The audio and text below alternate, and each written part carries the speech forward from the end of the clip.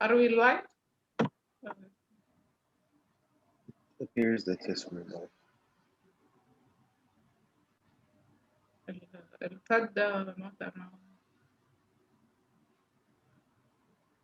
أنا جربت أكلم دكتور إبراهيم كذا مرة نو أنسر. Okay.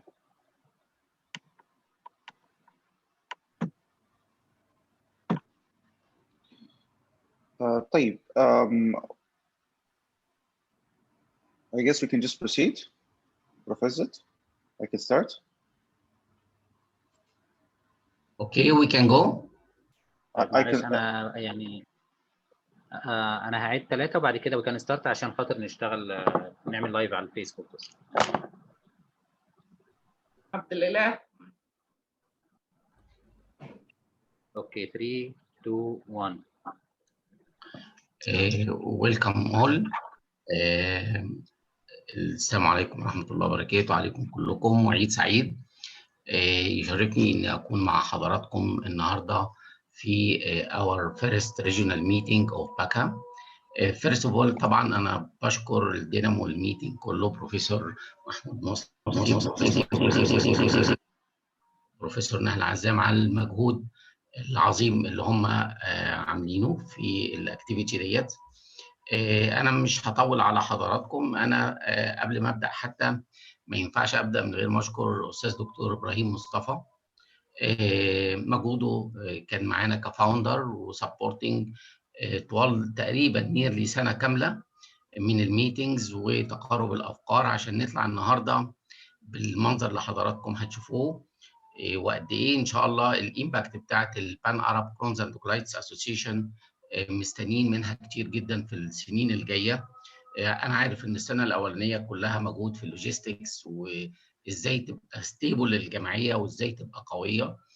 السعوديه والكويت والامارات والبحرين والاردن ومصر والسودان هنشوف كلام اي ثينك تعبنا فيه كتير جدا ويستحق بالفعل ان احنا نتكلم عليه.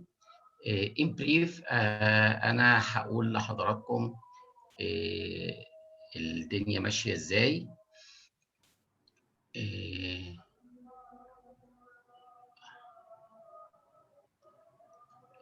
بالفعل البان ارب اسوسيشن كرونز اند كولايتس كان محطوط واحنا بنشتغل فيها بروسبكتيف ولوكينج فور ذا فيوتشر، وانا يشرفني ان اكون رئيس اول تيرن او اول 2 years فيها، ويكون البريزنت اليكت هو البروفيسور موسلي، ويكون السكرتير هو بروفيسور نهله عزام، ويكون التجرار بتاعنا بروفيسور حسين الامين من اسيوط ايجيبت.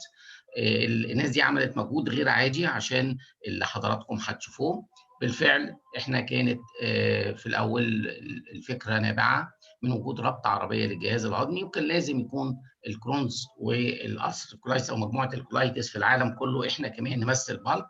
واحنا بنتكلم في الفكره احنا عارفين ان في بالكس all over the world are present. عندنا الكرونز اند كولايتس فاونديشن في امريكا، عندنا الايكو، عندنا ساوث ايشيا جروب، وعندنا الاي سي اي كي بتاعت الساوث ايشيا والانديا. انا اي هوب اني اتكلم. في حد تقريبا شير سكرين.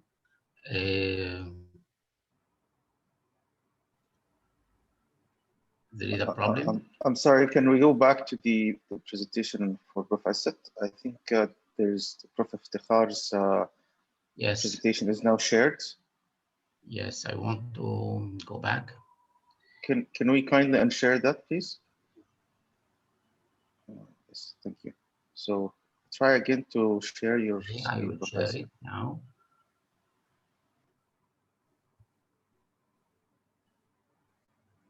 Okay, looks appear now quite.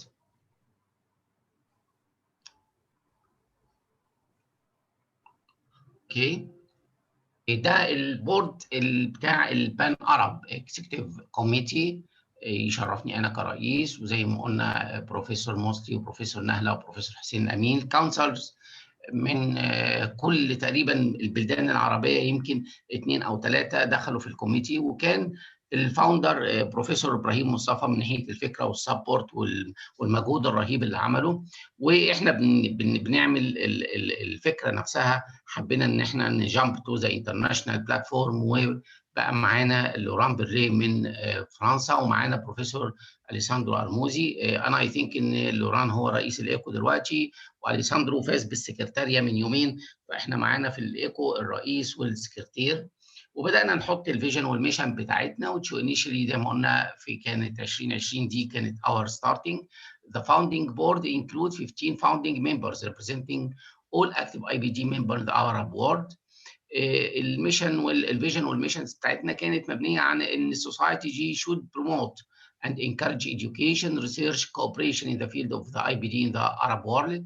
The society shall create a scientific forum for discussion of all aspects related to IBD, research, education, training, awareness, and establishing of the guidelines. Also, it will incorporate existing national and international organizations to assist in coordination with the effort formulation of the program by the physicians, surgeons, radiologists, and histopathologists in the Arab world. Advocate for the patient interest and to enhance the patient care in the field of the IBD. And through this, it will organize meetings, symposia, conferences, and to prepare and distribute publication, announcement to fulfill the above objectives, also establishment of the guidelines and the issue journal of the IBD.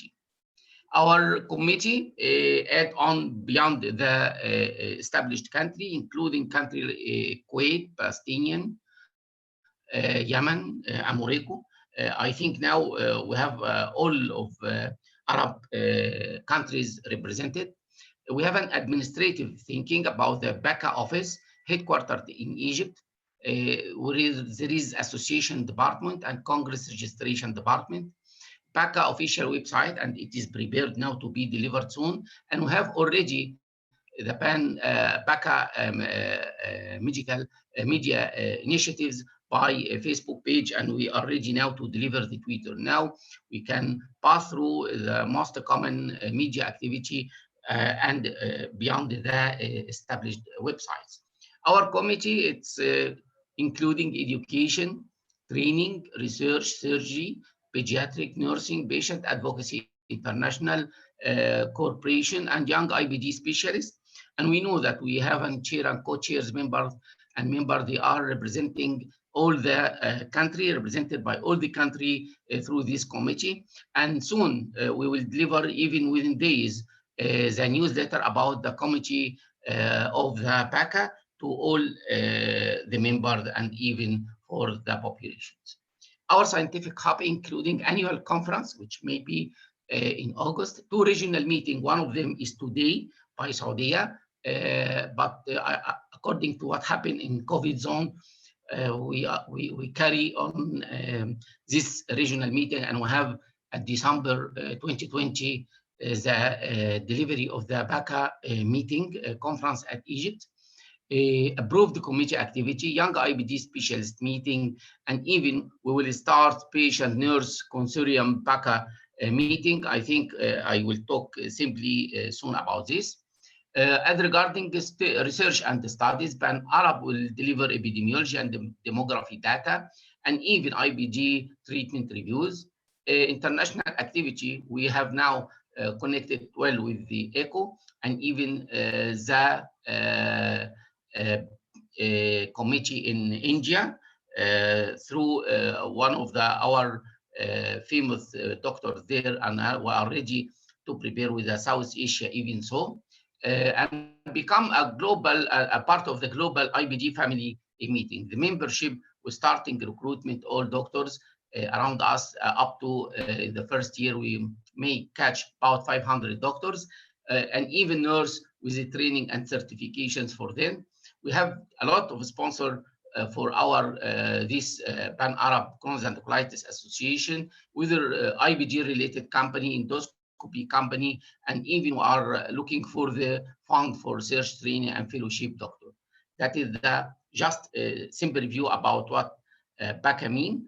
And I'm just let you to look for this very small video for the PACCA meeting at Egypt, Cairo at 4th of December 2020. And this meeting for our, to be proud and honor, is under the umbrella of Arab League or تحت رعاية جامعة الدول العربية. هسيب حضراتكم دقيقتين. عاصم يا ريت تعرض لنا الفيديو.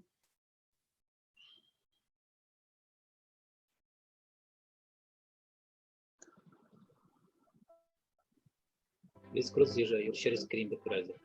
Okay.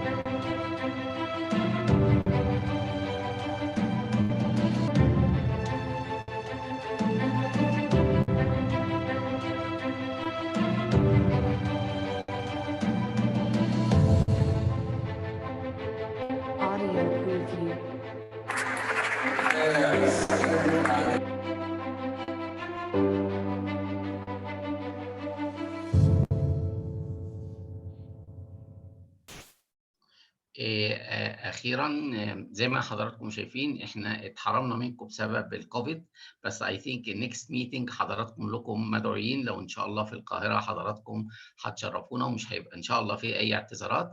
احنا اعتبرنا الفيستيفيتي ديت كانت الفويس اوف ذا IBG of the all the Arab world. جمعنا فيها فنانين ورياضيين وصحفيين وسياسيين، و I think كانت very successful meeting represent قوة الباكا in the future. Now we come to the Professor Ibrahim, I think up till now not joined us. Okay, we will continue our two-day meeting. I will introduce one of the great professors, Professor Dr. Turki Al-Amil. Is a consultant gastroenterologist at the King Fahd Specialist Hospital, Dammam, Saudi Arabia. After graduating from the King Saudi University in Riyadh, Dr. Al-Amil completed his internal medicine residency in Canada. He went to pursue his gastroenterology training at Western University. His advanced fellowship was done at the University of Alberta. In addition to his general gastroenterology practice, he is an special interest in the inflammatory bowel disease. Professor Al-Amili is the board member of Saudi Gastroenterology Association and a former associate editor of the Saudi Journal of Gastroenterology. He was published more than 20 peer-reviewed papers in the general gastroenterology, including IBG topics. Professor Al-Amil is currently the chairman of the Department of Medicine and director of endoscopy unit at the King Fahd Specialist Hospital, Dammam, Saudi Arabia. Welcome, Professor Turki, and we are looking to hear from you all what you said in advanced IBG and new molecules. Welcome, sir. Thank you so much, Professor Izzat, and thank you, Dr. Mosley, Dr. Nahla, for the kind invitation, and thank you for the attendees for taking time to take part in our activity this afternoon. So I've been asked to talk about new molecules and inflammatory bowel disease, and I thought I would give a few tips for clinicians on how to use them and what's the best approach for dealing with them. These are my disclosures, and just to be clear on what we're talking about, these are the approved medications for the management of moderate to severe inflammatory bowel disease in patients who failed conventional treatment. You can see that we have 4 anti-TNF agents approved, 2 of them approved for both indications, ulcerative colitis and Crohn's disease. And then we have the anti-integrin molecules, vedolizumab and natalizumab has been approved for Crohn's disease, but I think it fell out of favor due to neurological side effects. And then we have the anti-IL-12/23 inhibitor, ustekinumab, and JAK inhibitor, tofacitinib, for ulcerative colitis patients. So over the next 20 minutes or so, we'll talk about new monoclonal antibodies. We'll stress the fact that they can be used as first-line agents. It's not necessary to fail anti-TNF in order to use them. And then we'll talk about the safety consideration with anti-TNF agents and why would you consider an alternative to these agents. And then we'll move on to talk about replacing maintenance therapy with intravenous formulation of infliximab and vedolizumab to a subcutaneous formulation, which is a new method of administration. And then we'll touch briefly on IBD trials. Why is it challenging to recruit patients and the realities when looking at these trials as practicing clinicians.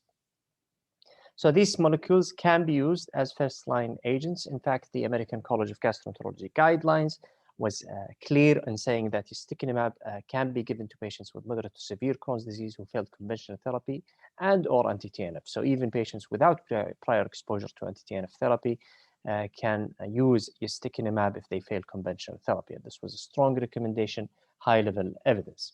And if you look at the American College of Gastroenterology guidelines for ulcerative colitis, they made similar statement about the use of vedolizumab for induction and maintenance of remission, even in patients who are naive to biological agents. And ustekinumab has gained approval after the publication of this particular guideline. In fact, the AGA favors using vedolizumab over other anti-TNF like adalimumab. So they stated clearly that infliximab or vedolizumab are the preferred choice of biological therapy over adalimumab for induction of remission in patients with ulcerative colitis who failed conventional therapy. And we'll talk in more details later on why did they come to that conclusion. So when would you consider using anti-TNF? Despite the introduction of new molecules, anti-TNF remain the preferred choice in patients who are contemplating getting pregnant, since they have a longer and more wider safety profile. In patients with perianal disease, anti-TNF has stronger evidence. Patients with fistulizing Crohn's disease, again, anti-TNF tend to do better and have stronger evidence. Patients with disease limited to the rectum, and in preventing postoperative recurrence in patients with Crohn's disease who have surgical-induced remission and had their disease resected, the evidence for anti-TNF is stronger. You may prefer using anti-TNF as well to serve the cost implications. With the introduction of biosimilars, these monoclonal antibodies tend to be cheaper compared to the newer ones, where the originator is the only option. These are the major clinical trials, and since the introduction and the first use of anti-TNF in 1993 for Crohn's disease, we had multiple publications, including the introduction of adalimumab and approval of newer indications, including acute severe UC, prevention of postoperative recurrence. And you can see that in 2016, we had the 2018, we had the biosimilar landmark trial, the North Switch, where CTP13 has been shown to be non-inferior to anti-TNF as a maintenance option in patients who were treated with infliximab for immune-mediated illnesses. And in 2020, we have the first subcutaneous use of infliximab, and vedolizumab followed through as well. So with this extensive experience, why would you consider an alternative? Well, one of the reasons is that anti-TNF, despite being relatively safe agents, have their downside and have their side effects. This is a middle-aged man who's on adalimumab for Crohn's disease. And you can see in the picture a clear psoriasiform eruption as a drug-related side effect, dermatological side effect from adalimumab. And so in this proposed safety pyramid by Miguel Roguero and colleagues, it seems that vedolizumab and ustekinumab are safer than anti-TNF when it comes to opportunistic infections and the risk of malignancy. And I would like to draw your attention that the small molecules and JAK inhibitor, in this case tofacitinib, is probably less safe. And we'll talk more about it later on. And in fact, the AGA recommends against using tofacitinib in bio-naive patients. So they suggest that you try anti-TNF or another monoclonal antibodies before using tofacitinib. That's mainly due to concerns related to venothromboembolic complications with 10 milligram BID dosing. Despite the concerns with tofacitinib, we know that we have more agents coming in the class of JAK inhibitors, and we have gut-selective agents like TD1473. This is still early in the phase 1 trials. However, the upadacitinib, which I highlighted here, is a more selective JAK1 inhibitor that has shown efficacy in both Crohn's disease and ulcerative colitis. This is data from the UAchieve phase 2 trial published in February of 2020, looking at patients with moderate to severe ulcerative colitis. And you can see that at 8 weeks, the rate of remission was significantly higher in placebo, particularly with higher doses of upadacitinib, which also showed endoscopic improvement as early as 8 weeks. A similar promising and positive results from the Celeste trial, which looked at upadacitinib in patients with Crohn's disease. And again, these were phase 2 trials, so we are looking forward to seeing the results of the phase 3 trial. An important point to consider when using these new molecules is that they tend to work better in patients who are bio-naive, patients who did not experience biologics in the past, as it is the case in most, if not all, agents treating inflammatory bowel disease. So if you are entertaining the idea of using these agents and you have access to them earlier on, you may want to start with them rather than with anti-TNF. So the fact that patients who were failed or exposed to anti-TNF do worse than bio-naive patients has been shown in multiple studies. This is the phase 2 trial, Fitzroy trial, published in 2017, looking at filgotinib, again a JAK inhibitor, showing that in patients with who were bio-naive to anti-TNF, showing on the left-hand side here, 60% of them showed improvement compared to 13% of placebo. But if you look at the right-hand side, you can see that exposure to anti-TNF made a huge difference. This made the huge difference be smaller, 37% versus 29%. So it's much, much better to start in bio-naive patients. Endoscopic remission rates are much better in bio-naive patients. This is the Versify trial, and patients with Crohn's disease treated with vedolizumab, and you can see that the light gray bar here, patients who are anti-TNF naive at week 24, the proportion of patients in endoscopic remission was significantly higher if they were bio-naive, 23.9 compared to 10.9% if they were experienced or failed anti-TNF in the past. When you use these molecules, as it is the case actually with all molecules, including anti-TNF, you need to be patient. If the patient is showing some response and the symptoms are under reasonable control, we generally recommend that you continue with the agent for at least 12 weeks before deeming it a failure, and give it a chance even if there is room for optimizing medication. So this graph shows different agents and the time frame when you would expect them to show response. And in fact, not only it's different by agent, it's different by indication. You can see in the top here in infliximab, shown in green, in cases of perianal Crohn's disease, you'd expect at least 6 months before you can judge the response to treatment. However, if you're using it for acute severe ulcerative colitis, you should see response by 5 to 7 days at the most. So, and this goes on. Applies for other monoclonal antibodies and other agents as well. Another advantage of using these agents is that you don't necessarily need to combine them with immunomodulator, particularly in bio-naive patients. This is data from the Gemini study, which looked at vedolizumab combination with immunomodulator, did not improve outcome and did not lead to higher trough level. And it's important to bear in mind that the overall prevalence of antibodies to vedolizumab is quite low in population-based study, as less than 5%, significantly lower than what you would expect for an anti-TNF agent. And this applies to ustekinumab as well. And the combination question is an important one because combination therapy increases the chances of getting opportunistic infection. This is a lady in her mid-40s who has fistulizing Crohn's disease, has been on a combination of adalimumab and 6-mercaptopurine, presented with respiratory symptom, and you can see in the chest imaging a cavitary lung lesion that tend to be bronchopulmonary aspergillosis. So when deciding which agent you should use, the best way to make your decision is to have a clinical trial, head-to-head trial, comparing both agents in the condition you're treating. Unfortunately, in the field of IBD, the number of such trials is quite limited, less than only one published and one presented. So very few, however, we're expecting more in the near future. So the VARSITY trial was the first head-to-head trial in inflammatory bowel disease, looked at patients with moderate to severe ulcerative colitis, compared vedolizumab to adalimumab. It was a double-dummy design, double-blind.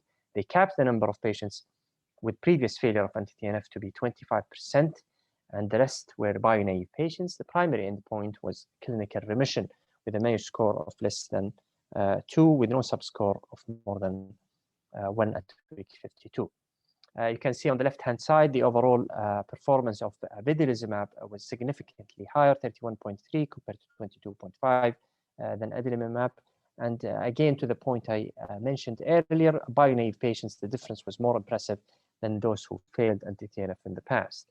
Similar impressive results when it comes to mucosal healing and endoscopic remission, 39% for vedolizumab compared to 27.7 for adalimumab, with a p-value that's statistically significant. So that prompted the AGA to make the statement I mentioned earlier on about using, recommending vedolizumab or infliximab over adalimumab in patients with ulcerative colitis. In Crohn's disease, we recently heard the presentation of data from the CView trial. It was again a head-to-head trial comparing ustekinumab to adalimumab in patients with Crohn's disease. All patients in the trial were bio-naive patients, 386. And again, double-dummy design. The primary endpoint was clinical remission, defined by Crohn's disease activity index of less than 150 at week 52. The study was a negative study. There was no significant difference between the two agents at the end of 1 year, and ustekinumab 64% compared to 61% in adalimumab. And as I mentioned earlier on, we are expecting more head-to-head trials in the field of inflammatory bowel disease. We know that there is an ongoing trial comparing ustekinumab to risankizumab, a selective IL-23 inhibitor, and other trials are expected in the next to be reported in the next 2 to 3 years. The other new development with these molecules is that they will be delivered in a subcutaneous formulation as maintenance. This is data from the VISIBLE-1 study looking at subcutaneous maintenance therapy with vedolizumab in patients with ulcerative colitis. All patients received IV induction, and then they were randomized to either receive subcutaneous maintenance every 2 weeks or intravenous every 8 weeks. And you can see the results, the primary endpoint of clinical remission, no difference between intravenous and subcutaneous maintenance therapies compared to much better. Both were much better than placebo, and a similar conclusion can be made about other outcomes, including endoscopic improvement and a durable clinical response and clinical remission. More recently, we saw data looking at CTP13 infliximab in patients with ulcerative colitis and Crohn's disease. Patients received induction with intravenous, followed by maintenance. On the left-hand side, you see data for ulcerative colitis patients.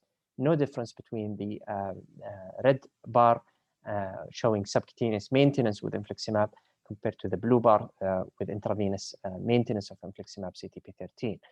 And on the right-hand side, you see the same clinical trial looking at the group of patients with Crohn's disease. Again, no difference between delivering the maintenance therapy with subcutaneous or intravenous formulation. So since the introduction of infliximab in 1998, 2002 was a revolution by introducing a subcutaneous formulation of anti-TNF, adalimumab, and then we had 2 more anti-TNFs in a subcutaneous form, and vedolizumab in 2014 approved with intravenous and subcutaneous maintenance, ustekinumab intravenous induction followed by maintenance sub-Q. Tofacitinib was the first oral agent, and then in 2020 we have CTP13 and vedolizumab as a subcutaneous formulation options that will gain approval in the coming year or 2. As we gain more experience with these agents, we're seeing more indication and more use for them. This is data supporting the use of ustekinumab in perianal disease, the biolab observational study, multicenter study from the Jetaid group, 200 patients followed for almost 1 year. They had a difficult group of patients with a diagnosis for almost 14 years. And the previous therapy failure was 99% failed at least 1 anti-TNF, and the majority failed at least 2 anti-TNF. Almost a quarter failed vedolizumab as well. They required on average 2.8 surgeries. At the end of the study, 40% who had active perianal Crohn's disease reached success at 6 months. And those with inactive Crohn's disease, 22% had recurrence of perianal disease. So very encouraging data for the use of ustekinumab in perianal Crohn's disease. This is a picture of a patient with scleritis. Extraintestinal manifestations are an important part of managing patients with inflammatory bowel disease and an important point to consider when choosing your monoclonal antibodies. In most cases, anti-TNF have shown efficacy. However, in some conditions, IL-12/23 may be helpful, like peripheral arthritis. It's worth mentioning that vedolizumab is not that effective when it comes to extraintestinal manifestations. As we see more monoclonal antibodies being approved and studies, people tend to compare trials and compare the results of one agent to another. And these comparisons are not fair, and I don't think they are accurate. They are made on the assumption that clinical trials have similar designs and population, which is not the case in most trials in inflammatory bowel disease. So for example, if you look at the early trials for biologics in Crohn's disease, most patients were bio-naive patients, and they had open label induction followed by double re-randomization for maintenance. If you look at ulcerative colitis trials, this is a table showing major trials in ulcerative colitis. You can see that in the, for example, requirement for failing azathioprine, immunomodulator. In the ULTRA trials and ACT trials for infliximab and adalimumab, it was required to fail them. However, in the pursuit for golimumab, you can just fail 5 ASA and get into the clinical trial. Look at the Mayo scoring methodology. In the ULTRA-1 and ULTRA-2 for adalimumab, they took the worst rank. So if you scope the patient, they had a sigmoid Mayo 3 and the rectum Mayo 1, they would score the patient as having Mayo 3. However, in other trials, they took the average. So if you scored in the sigmoid Mayo 3 and the rectum Mayo 1, they would score the patient as Mayo 2. So the point I'm trying to make is that we shouldn't be comparing trials. The designs are different, and therefore the conclusions might be different. So my take-home messages this afternoon: new biologics can be used as first-line agent. In fact, in moderate to severe ulcerative colitis, we know that vedolizumab is superior to adalimumab based on the VARSITY trial. And as far as we can tell from the CView trial, ustekinumab is as effective as adalimumab. However, we'll wait to see the full publication. In patients with perianal Crohn's disease who failed anti-TNF, it seems that ustekinumab is a reasonable option based on the biolab study. And the most important point I would like to leave you with this afternoon is that when you look at clinical trials in inflammatory bowel disease and newer agents, try to avoid comparing trials and stick to comparing apples to apples. Thank you so much. Thank you very much, Dr. Turker, for this very, very interesting and very clinically oriented and important talk. I'd like to move on to the next speaker. I'd like to introduce Professor Iftikhar Ahmed, who is a consultant gastrologist with special interest in IBD. He's an associate professor working in NHS UK and University of Southampton, UK, recently affiliated with health organizations in KSA and Al Faisal University from Riyadh. He has research interest in IBD, diagnostic markers and therapy, and he has published several papers and reviews in this area. Professor Iftikhar is the speaker for Al-Hikma Symposium. Welcome, Prof. Iftikhar. The floor is yours. Thank you very much for this nice introduction. Can you actually see my slides? Yes. You can see my slide. Okay, that's fine. Thank you so much. Very nicely set up the scene and the background by Professor Al-Amin, and I think we just need to build up on that. So I'm Iftikhar Ahmed, a consultant gastroenterologist. I am very happy to declare I have no conflict of interest. So the build up from Professor Emil talk that we already know the burden of inflammatory bowel disease, which is a chronic disease, have a wide complexity and its incidence are continuing to rise, not just in the Western region, but also in the Asian country, including the Arabian Peninsula. It's the disease we know it affects predominantly the younger population, not only cause the physical ailment, but also significant psychological, emotional disturbances and disability. And it has a wide invasive treatment protocol. So with our rising understanding, we will now know that the biological agent has become the forefront of the treatment, which not only helped us to achieve a great success in terms of improving patient quality of life and controlling the disease, but also has a significant role in changing the overall natural history of the disease itself, reducing the surgical interventions and the complication. But the development in biological agent, it comes with a cost. And as these medications are used more and more, their demand is increased throughout the world, which causes huge financial burden on the healthcare resources.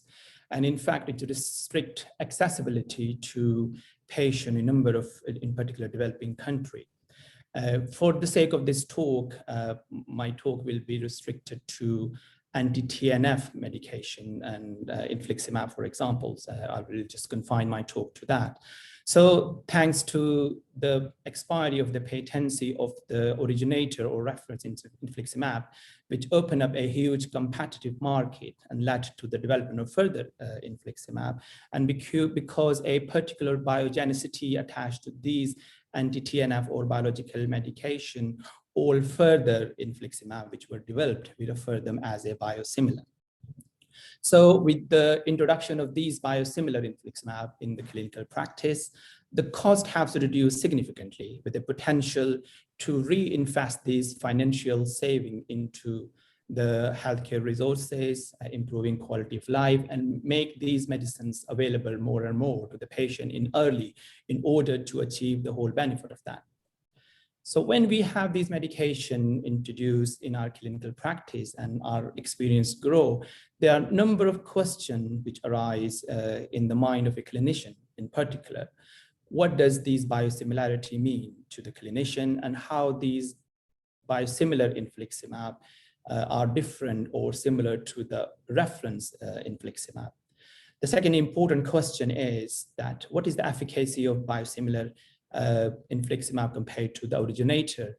In particular, what would happen to the efficacy or safety when the patient are switched from the reference infliximab to the biosimilar infliximab?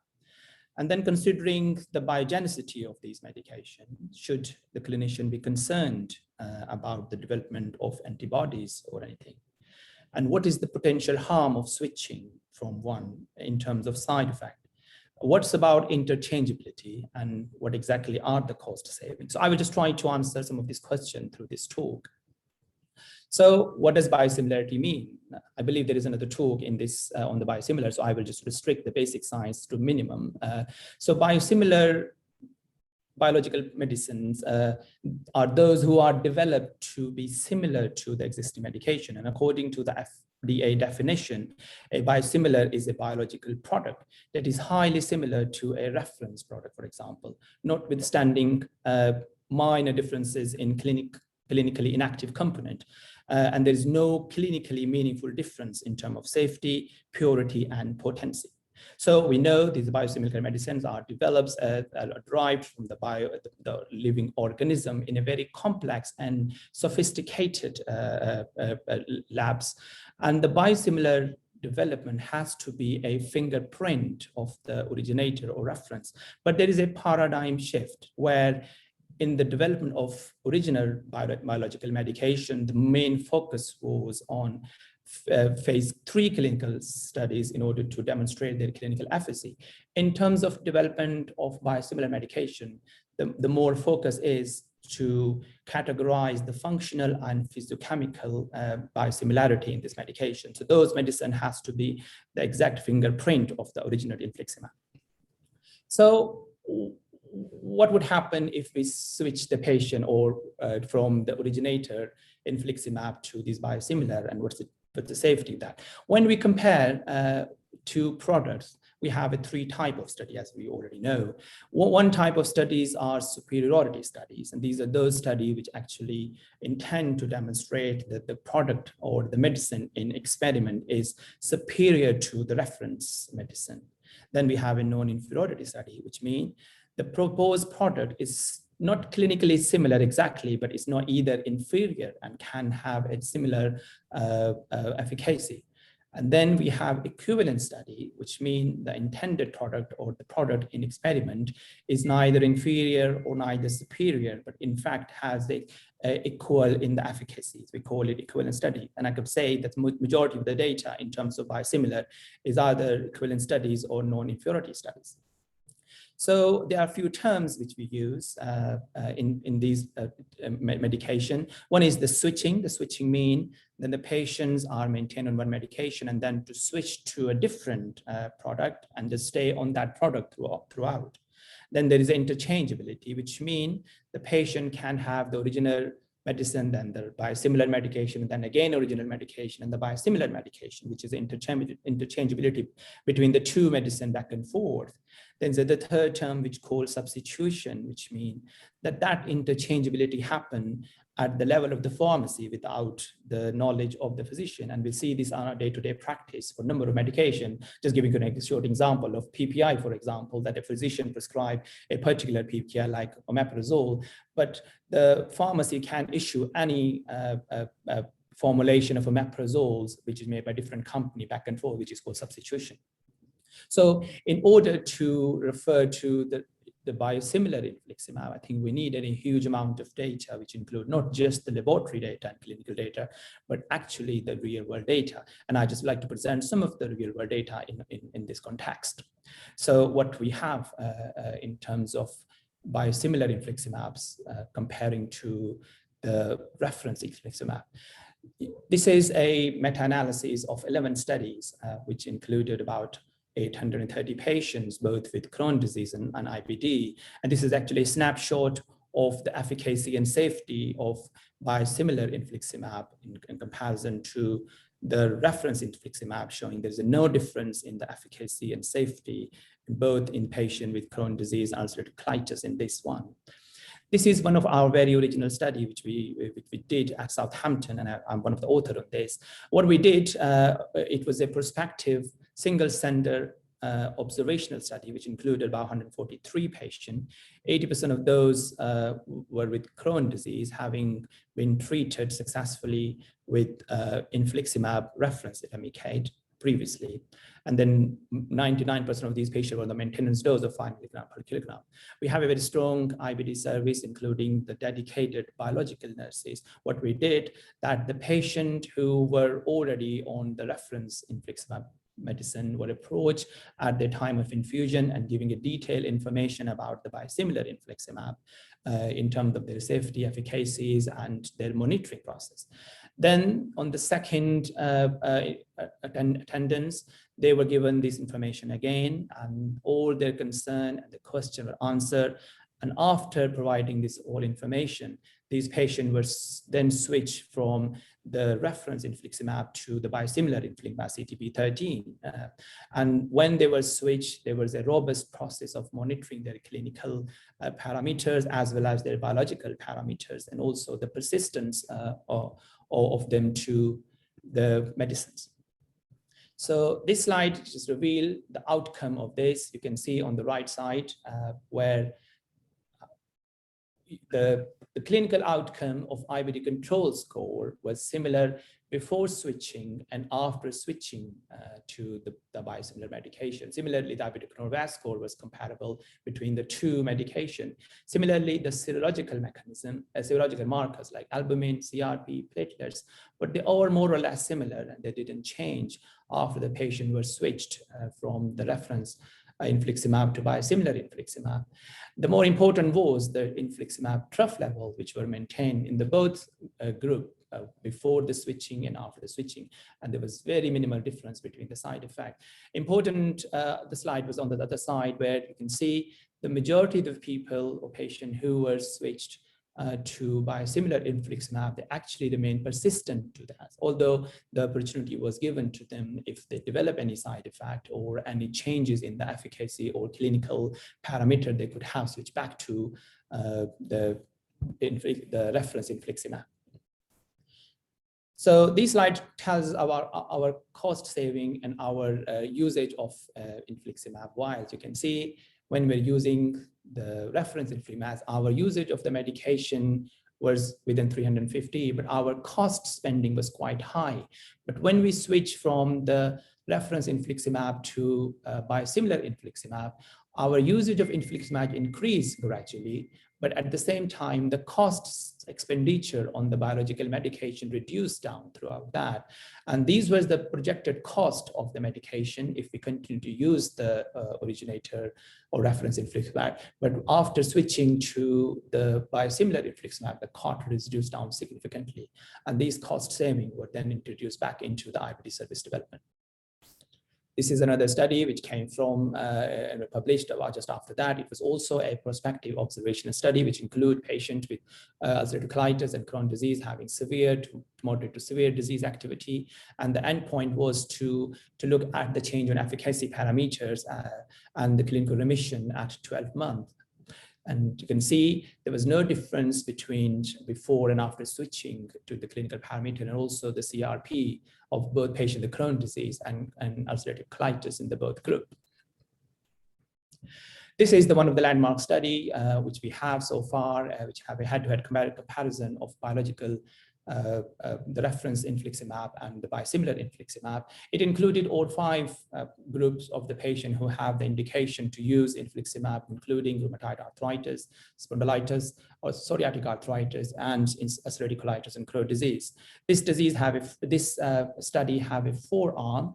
The first arm with those patients, those who were started on CTP13 or biosimilar, they continue to be on the biosimilar infliximab throughout the study. The second group was those who were started initially on the biosimilar and then switched to infliximab.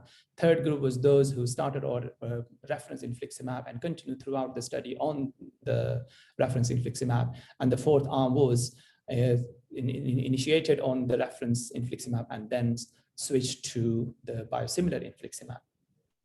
The outcomes was the primary endpoint of the efficacy with a reduction in the CDI index of 70 point at week 6 and week 14. And then after switching after week 30, all of these groups were switched to different product and then to maintain the clinical efficacy and clinical remission at up to week 54. So this is the snapshot of all 5 groups. You can see both ulcerative colitis and Crohn's disease, the efficacy with biological infliximab and the reference infliximab is kind of, there's no change in that. And the drug levels were maintained throughout both groups. In terms of characterizations and the patient, you can see both groups have similar characteristics, both in infliximab group and CTP13 group. So this slide represents the initial reduction in the CDI score of the two groups, which were started on reference infliximab and the biosimilar infliximab. You can see the efficacy was similar in the both group at week six, and also the remission was similar in the both group. Then at week 14 and week 30, you can see the CDI score were comparison in the both group throughout. Just adjust my slide. Then looking at the efficacy, clinical efficacy before switching and after switching at week 30, you can see both groups shows a comparison and comparable efficacy at week 6, week 14, and then once they switch, they remain in remissions throughout up to week 54. And this is the reduction in the CDI score 100 of that group. In terms of clinical remission maintenance up to week 54, it's comparable in the both group before switching and after switching. And mucosal healing were also similar in the both group. You can see before switching in the CBT, but actually it was better in the biosimilar group compared slightly to the originated infliximab. But you see overall, the comparison was achieved throughout in the both group. In terms of reduction in the biomarker fecal calprotectin, which was a baseline, when they started on this infliximab, both groups shows an equal reduction on that. And after switching to a different product, it remained maintained throughout up to week 54. Similar observation was seen in terms of CRP in the both group after switching and before switching.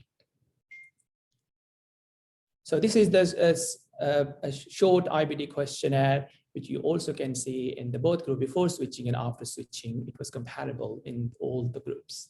Similarly, this another representation of the slide, you can see there's a comparisons throughout. You can see that the both groups were achieved.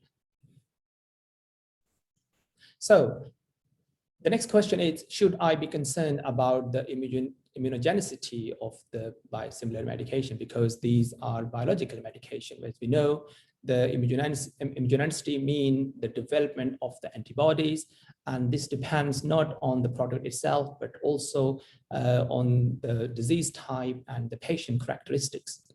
So the data which we have in terms of development of antibodies came initially from the PLANTA studies and PLANTA study, which was done in ankylosing spondylitis and rheumatoid arthritis. You can see in people who received the reference infliximab and the CTB13, the development of antibodies, immunogenicity was similar. There was no difference between the two groups. Similarly, in the rheumatoid arthritis patients, the development of antibodies were also seen comparable. There was no significant difference between the two groups. This was done in the IBD. The study was published in the Lancet. They look at the development of antibodies in people who received the CTB13, and they were switched from original infliximab to biosimilar. It was a prospective open label style. They have about 60 patients from the ulcerative colitis and 61 in Crohn's disease, and they look at the development of antibodies of these patients before and after switching at week 8 and 16. And you can see the both group before and after switching, the levels of autoantibody development were simpler and comparable. There is a combination of the data from the 4 studies from the European countries. You can see in all these studies, which was performed in ulcerative colitis and Crohn's disease, and the follow-up duration was not that long, 6 months up to 12 months. There was no significant change in clinical outcome in all of these 4 studies. There was no significant change in the trough level of infliximab in these studies. And there was no significant change in the development of antibodies to the drugs in all the 4 studies. The Norwich trial also looked at the immunogenicity of the people who initially were started on one infliximab and then switched to other infliximab. You can see the development of autoantibodies was comparable up to week 30 and then after. And there was no significant change in the infusion-related reaction in all the group, which were all the similar observations were made. So we have come quite long from the development of these biosimilar medication. and developing our confidence to use that in our clinical practice. We can say initially it was very challenging for the clinician to accept that, but as our confidence increased, the uptake of usage of biosimilar medication has continued to rise in the last few years, and the usage of the reference infliximab has been decreasing. This one. So what about the interchangeability? This is a very important question we as a gastroenterologist need to answer. Can these patients who can be started and on one infliximab and can be changed to biosimilar and can change back and forth. This is a very complex, and I think we have to admit that we do not have a robust data to safely state that these products can be interchanged back and forth. And for this reason, we only can find our practice to change from one product to another product. So what's the cost saving? And I said, very true, similar slide. These are the data from the European country, just demonstrating the significant changes in the cost saving. And this is our own slides from the Southampton group. You can see that our cost reduced significantly despite our use of infliximab going further higher.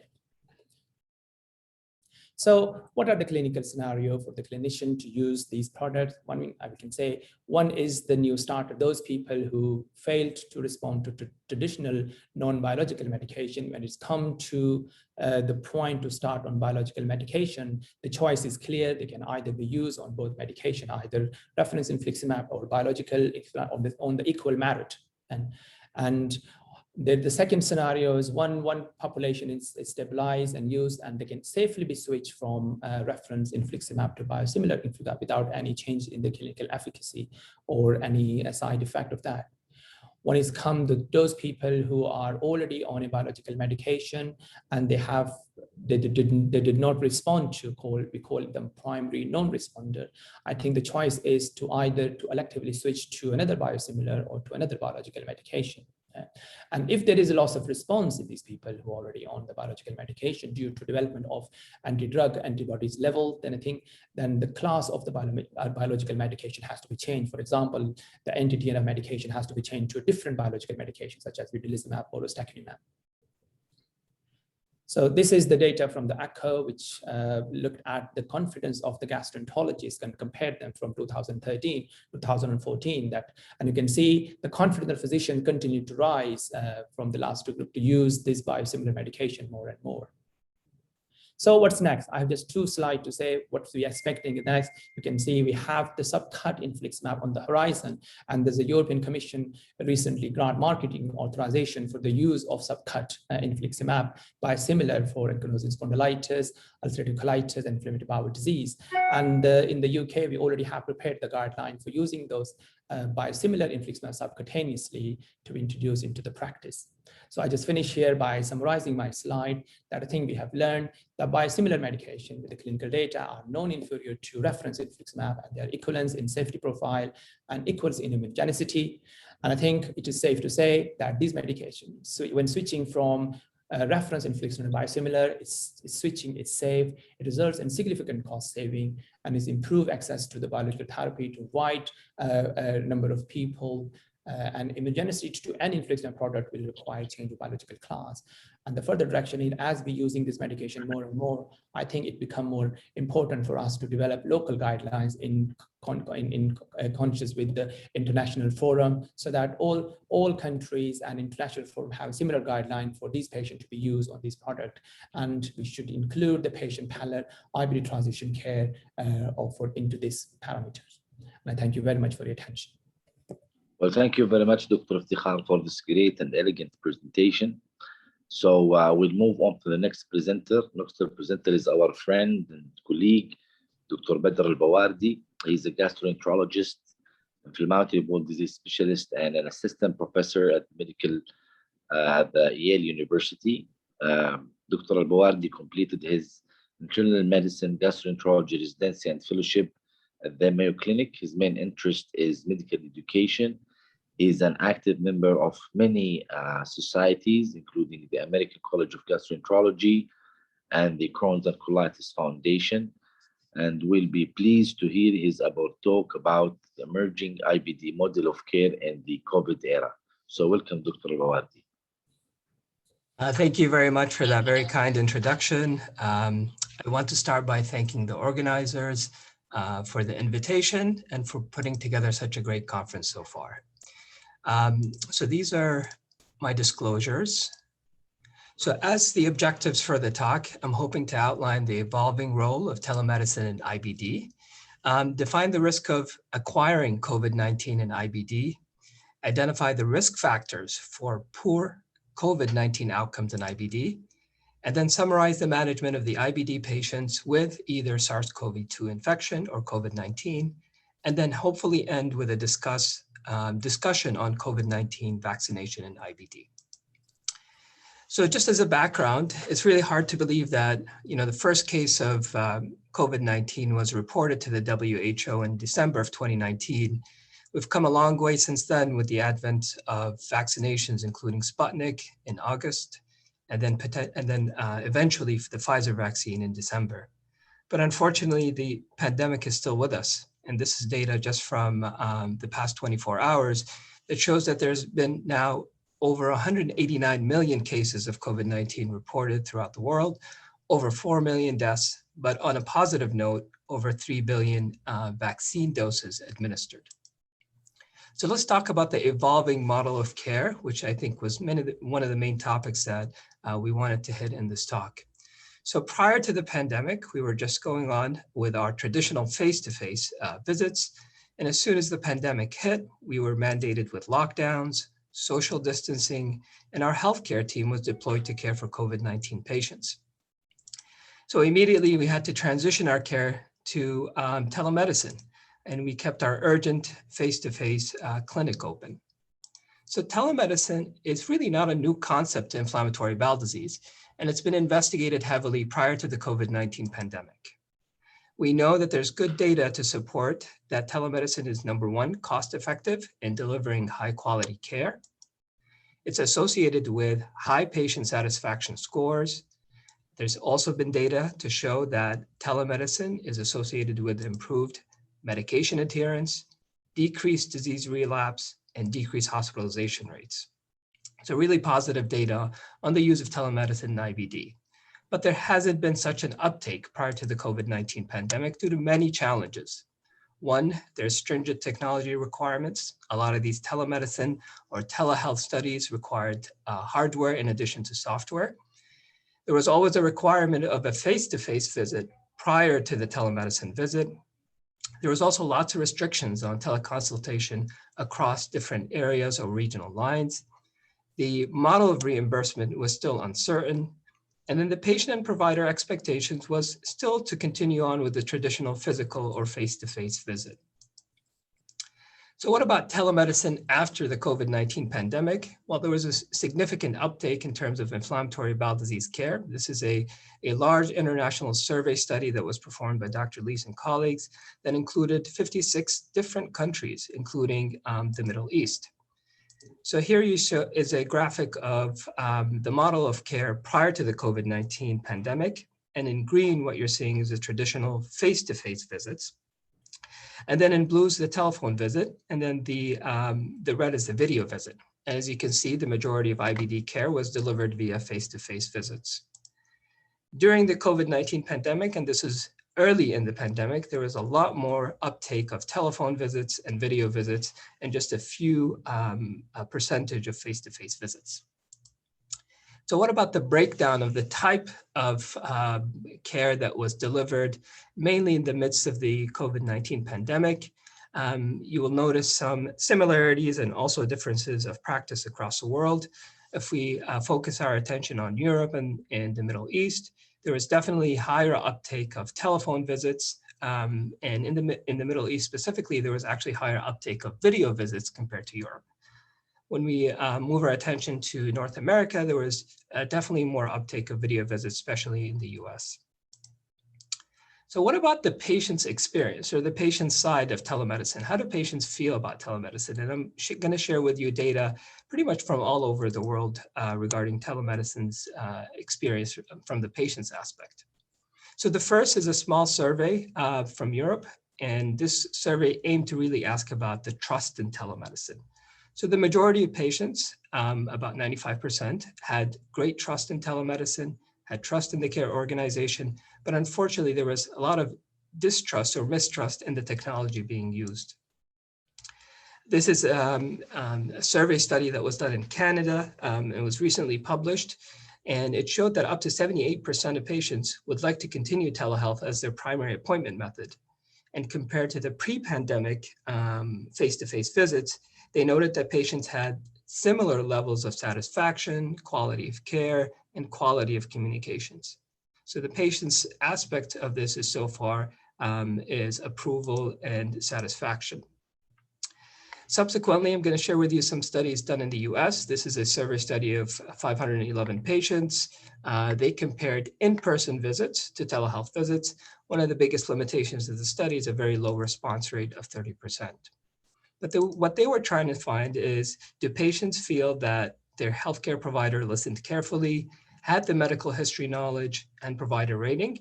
And what you're seeing in this bar graph is the in-person visits in white, the virtual visits in gray, and then in black is the virtual visits, taking out those virtual visits that had technical difficulties or problems.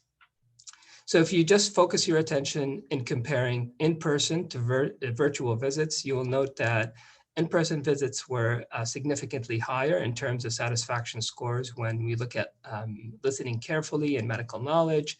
But if you take away those virtual visits that had technical difficulties, the in-person visits and the virtual visits had pretty much similar satisfaction scores.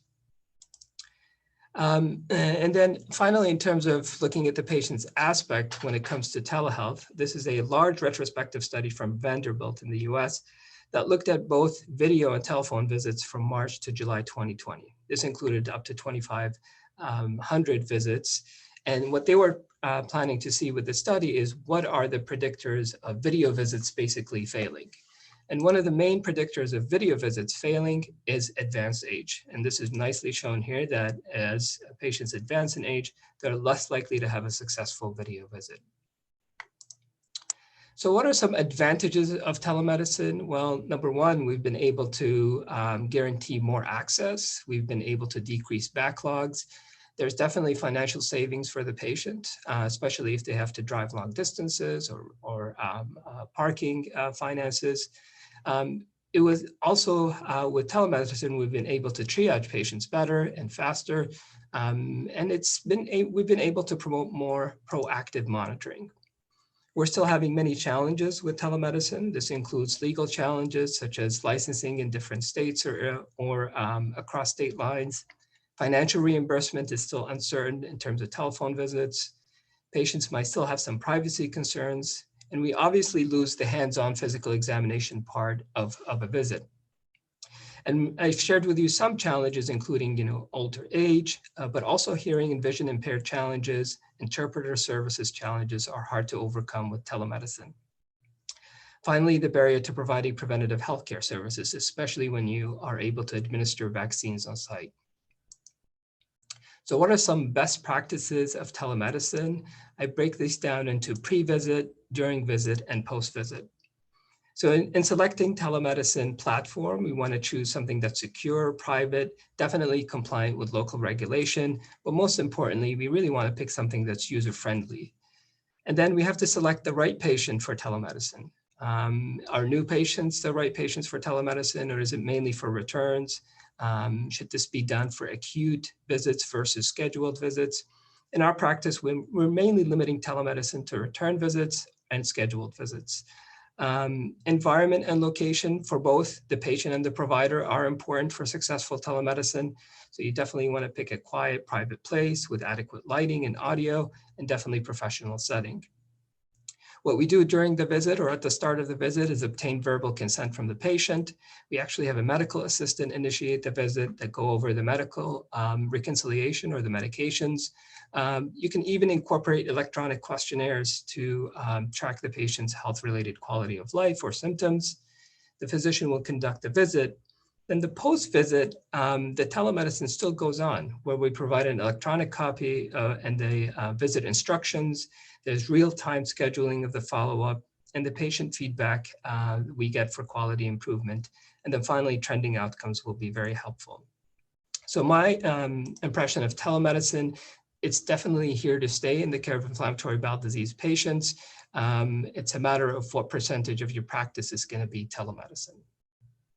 So I'm going to shift gears a little bit and talk more about the scientific aspect of inflammatory bowel disease and COVID-19 outcomes. So the first question that came about when the pandemic started is, are inflammatory bowel disease patients at higher risk of acquiring COVID-19 infection?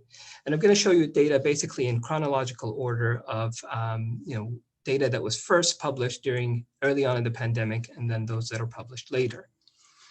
So I'll start with a systematic review and meta-analysis that at the height of the pandemic looked at the studies that were published, and they found that the prevalence of COVID-19 in IBD population was about 0.3%, which was similar to the general population at that time. Subsequently, a very large multi-center study found that the prevalence of COVID-19 in IBD patient was 0.7%, which is again similar to the general population at that time. They noted that immunosuppression as a whole, when you group all of immunosuppression, was not associated with the risk of acquiring the infection, but they did note that obesity was an independent risk factor for acquiring COVID-19 infection. The most recent study that looked at prevalence of COVID-19 in IBD was a large study of a VA population in the US, up to 30,000 patients. These patients had a longer median follow-up because they were followed throughout the pandemic. They found that the prevalence of COVID-19 is 2.1%, but it's really important to note that the prevalence in the US at the same time was as high as 9%. So it's definitely comparable to the general population. They did note that patients on corticosteroids were at higher risk of acquiring the infection. One of their interesting findings is that vedolizumab was associated with a higher risk of acquiring the infection. I anticipate that that might be related to confounding variables, even when they tried to control for them, due to the fact that the majority of patients that were placed on on vedolizumab were patients with advanced age and comorbidities. So they did find that the only independent risk factors were obesity, diabetes, and peripheral vascular disease to acquiring COVID-19 infection. So the summary of this slide is that the risk of COVID-19 infection in the IBD population is similar to the general population. So the second question is, if patients with IBD do acquire SARS-CoV-2 or COVID-19, are their outcomes worse compared to the general population? So initially, early on in the pandemic, a matched cohort study, it was a smaller study of 80 patients out of New York, that looked at severe COVID-19 outcomes as defined as ICU, intubation, and deaths. And they found that the composite outcome was found in 24% in IBD versus 35% in non-IBD, so not a significant difference. Subsequent to that, a population-based cohort also did not find that IBD patients who acquire COVID-19 are more at risk for severe outcomes such as hospitalizations and deaths. And we know from the secure IBD registry, when we look at the standardized mortality ratio, it was pretty similar to the general population. However, more recent data from the secure IBD registry does suggest a slightly higher standard mortality ratio in the US, but not in other countries. So these are some independent risk factors that have been associated with poor outcomes in COVID-19. One, we know that early corticosteroid use, or patients who are on corticosteroids at the time of infection, are more likely to have severe outcomes, and this has been replicated in many studies. Two, there have been a couple of studies that have shown active disease is a risk factor for poor COVID-19 outcomes, and that's likely due to heightened immune dysregulation. Advanced age and comorbidities are definitely associated with poor outcomes. So in general, the risk of COVID-19 poor outcomes or death is comparable to the general population with the exception of these independent risk factors. So what about therapies? Do our therapies increase the risk of having severe COVID-19 outcomes? And I'll start with biologics. And this is data from the Secure IBD registry, which was a large worldwide registry that's still ongoing that collects outcomes of IBD patients who are infected with SARS-CoV-2.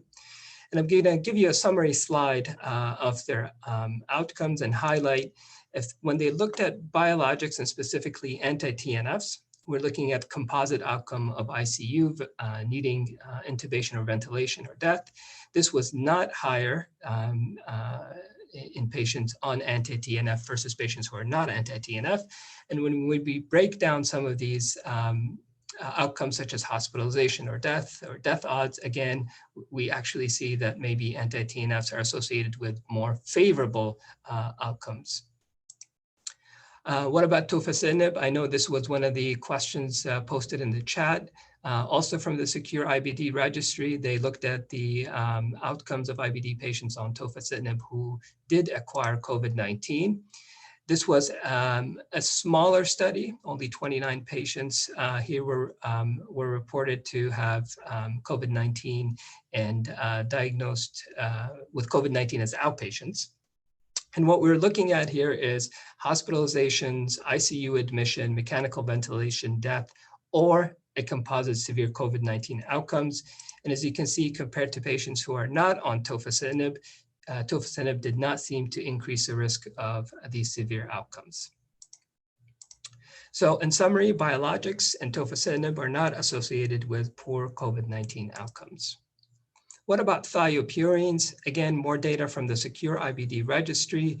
And in this publication, they were looking at whether combination therapy with anti-TNFs and thiopurines or thiopurine monotherapy was associated with worse outcomes. So on the y-axis, we're looking at percentage of patients with severe COVID-19, which was defined as a composite outcome. When you look at anti-TNF monotherapy, the risk was lowest, 2%, but the risk was significantly higher in patients with thiopurine monotherapy or combination therapy with anti-TNF and thiopurines. So there's definitely a signal that thiopurines do increase or are associated with a higher risk of severe COVID-19 outcomes. What about mesalamine? I think there's been a lot of controversy with mesalamine and COVID-19 outcomes, mainly due to data from the Secure IBD registry. This was the original publication looking again at outcomes. This is similar to the table I shared with you, but I want to highlight that they initially found that mesalamine and sulfasalazine were significantly associated with poor outcomes. This included the composite outcome and hospitalization or death. They actually did a subsequent analysis, both unadjusted and adjusted, and they found that mesalamine and sulfasalazine was associated with higher risk of adverse COVID-19 outcomes. What was interesting is there was no dose-dependent relationship, meaning patients that were on higher dose of mesalamine or sulfasalazine did not seem to be at higher risk of COVID-19 outcomes, which again questions whether this finding is due to reporting bias, since this was a registry that had to be reported to.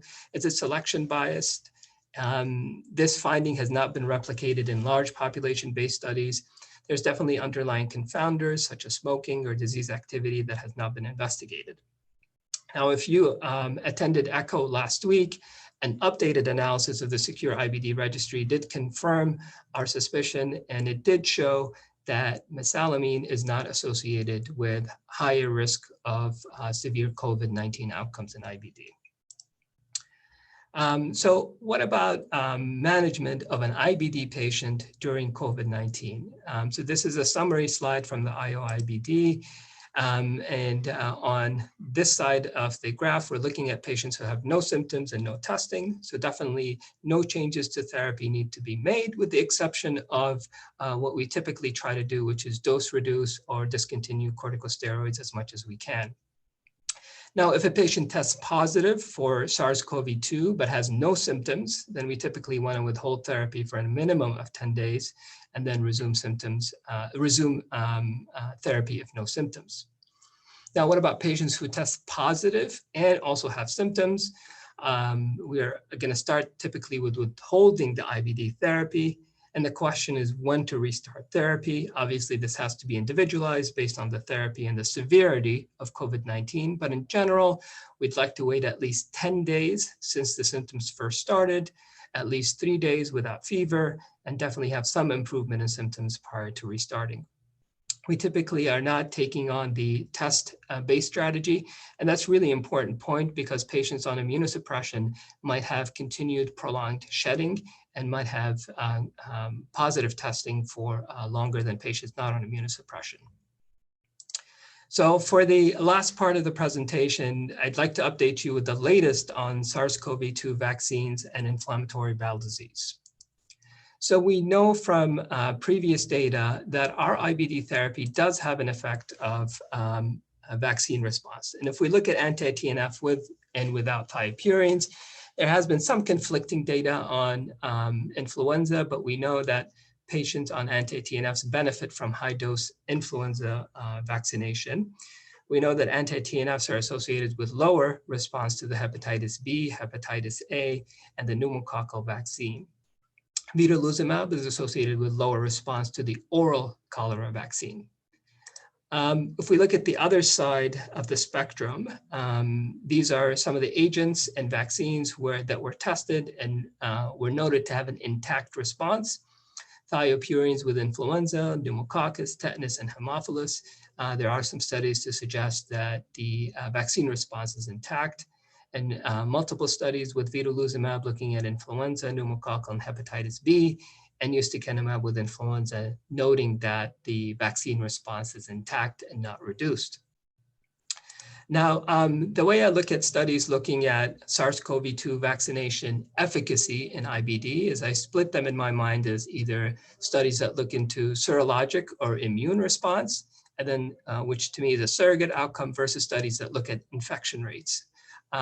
So when, as earlier data, we have the biggest study is from Dr. Kennedy and colleagues.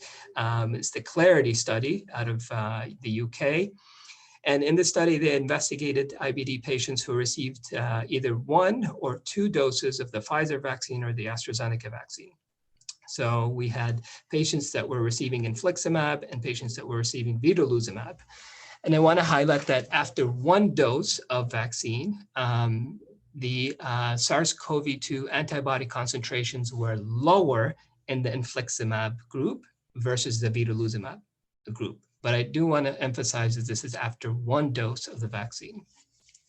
In the subset of patients who received 2 doses of the vaccine, the rates of seroconversions were actually similar between infliximab and vedolizumab at 85% versus 86%. The Clarity study also showed that lower responses were noted with advanced age, patients on immunomodulators, Crohn's disease, and smoking. Subsequent to that, the group from Mount Sinai looked at patients who received 1 or 2 doses of the Pfizer or the Moderna vaccine.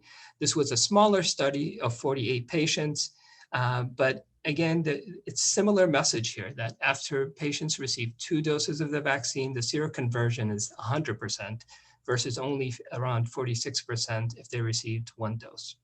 What was interesting about the study is they were able to do an analysis where they showed no association between the timing of infusion and antibody response, which is reassuring.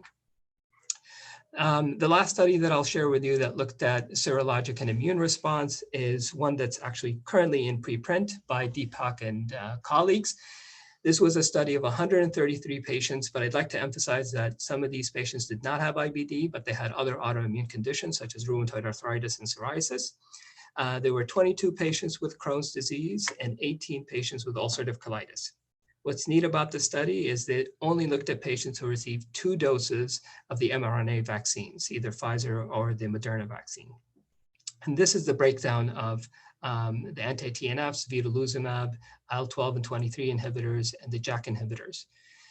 What they found in the study is that when they looked at antibody concentrations, steroids reduced the concentrations by 10 times, methotrexate reduced concentrations by 2 to 3 times, JAK inhibitors reduced concentrations by 4.5 times, and then anti-TNFs reduced concentration by 2.5 times. However, when you restrict the analysis and you remove patients who are on corticosteroids, The seroconversion rates were 92% in these patients on all the different therapies, exception to steroids, versus 98% in control. So again, reassuring data, but it's the same message here. 2 doses seem to do much better than 1 dose, and corticosteroids do affect vaccine response. Now, looking at clinical data, basically, COVID-19 vaccine effectiveness in IBD, so infection rates. We have 3 studies. The majority of these studies are actually in press right now. One of the biggest studies is a US multi-center database study. This was a retrospective study looking at patients who received the mRNA vaccines, whether it's Pfizer or Moderna. They followed patients till April of this year. They had 5,000 IBD patients, greater than 800,000 controls, and they did to do a match control analysis with 5,000 patients. What they found is that the rate of infection post-vaccination in IBD patients was 0.36% versus 0.28%, so not significantly different than controls. And they did not find any adverse events related to vaccinations in IBD patients compared to control.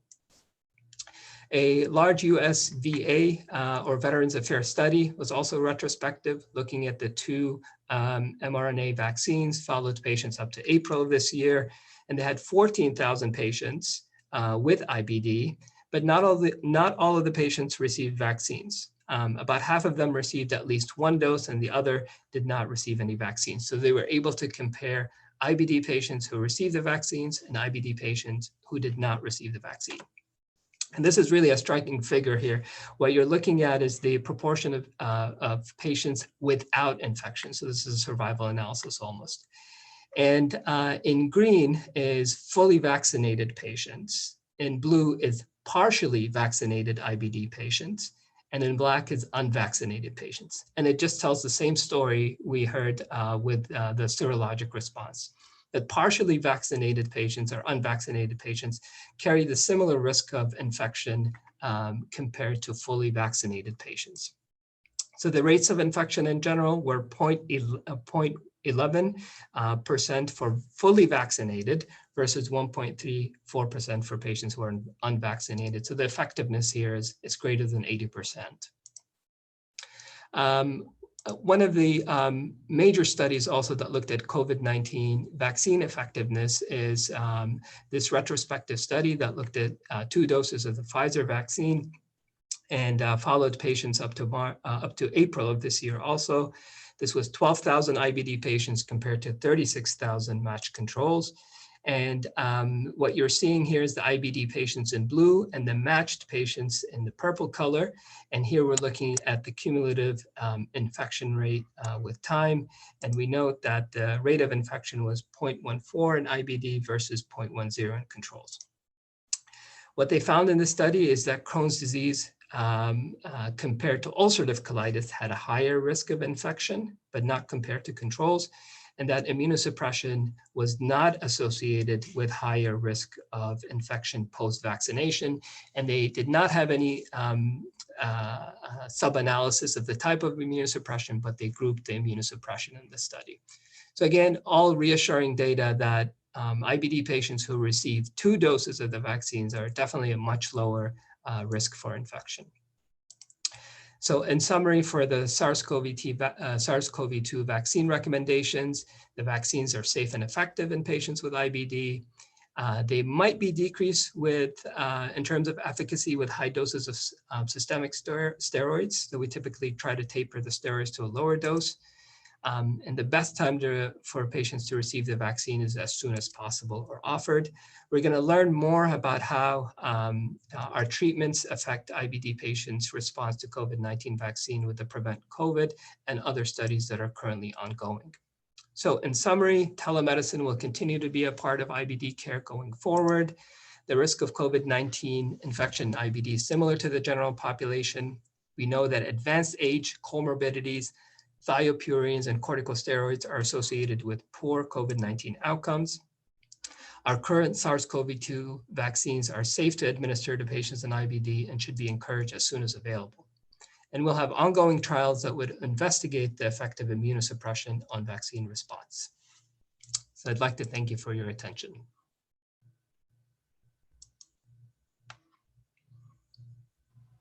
Thank you very much, Badr, for this very enlightening talk.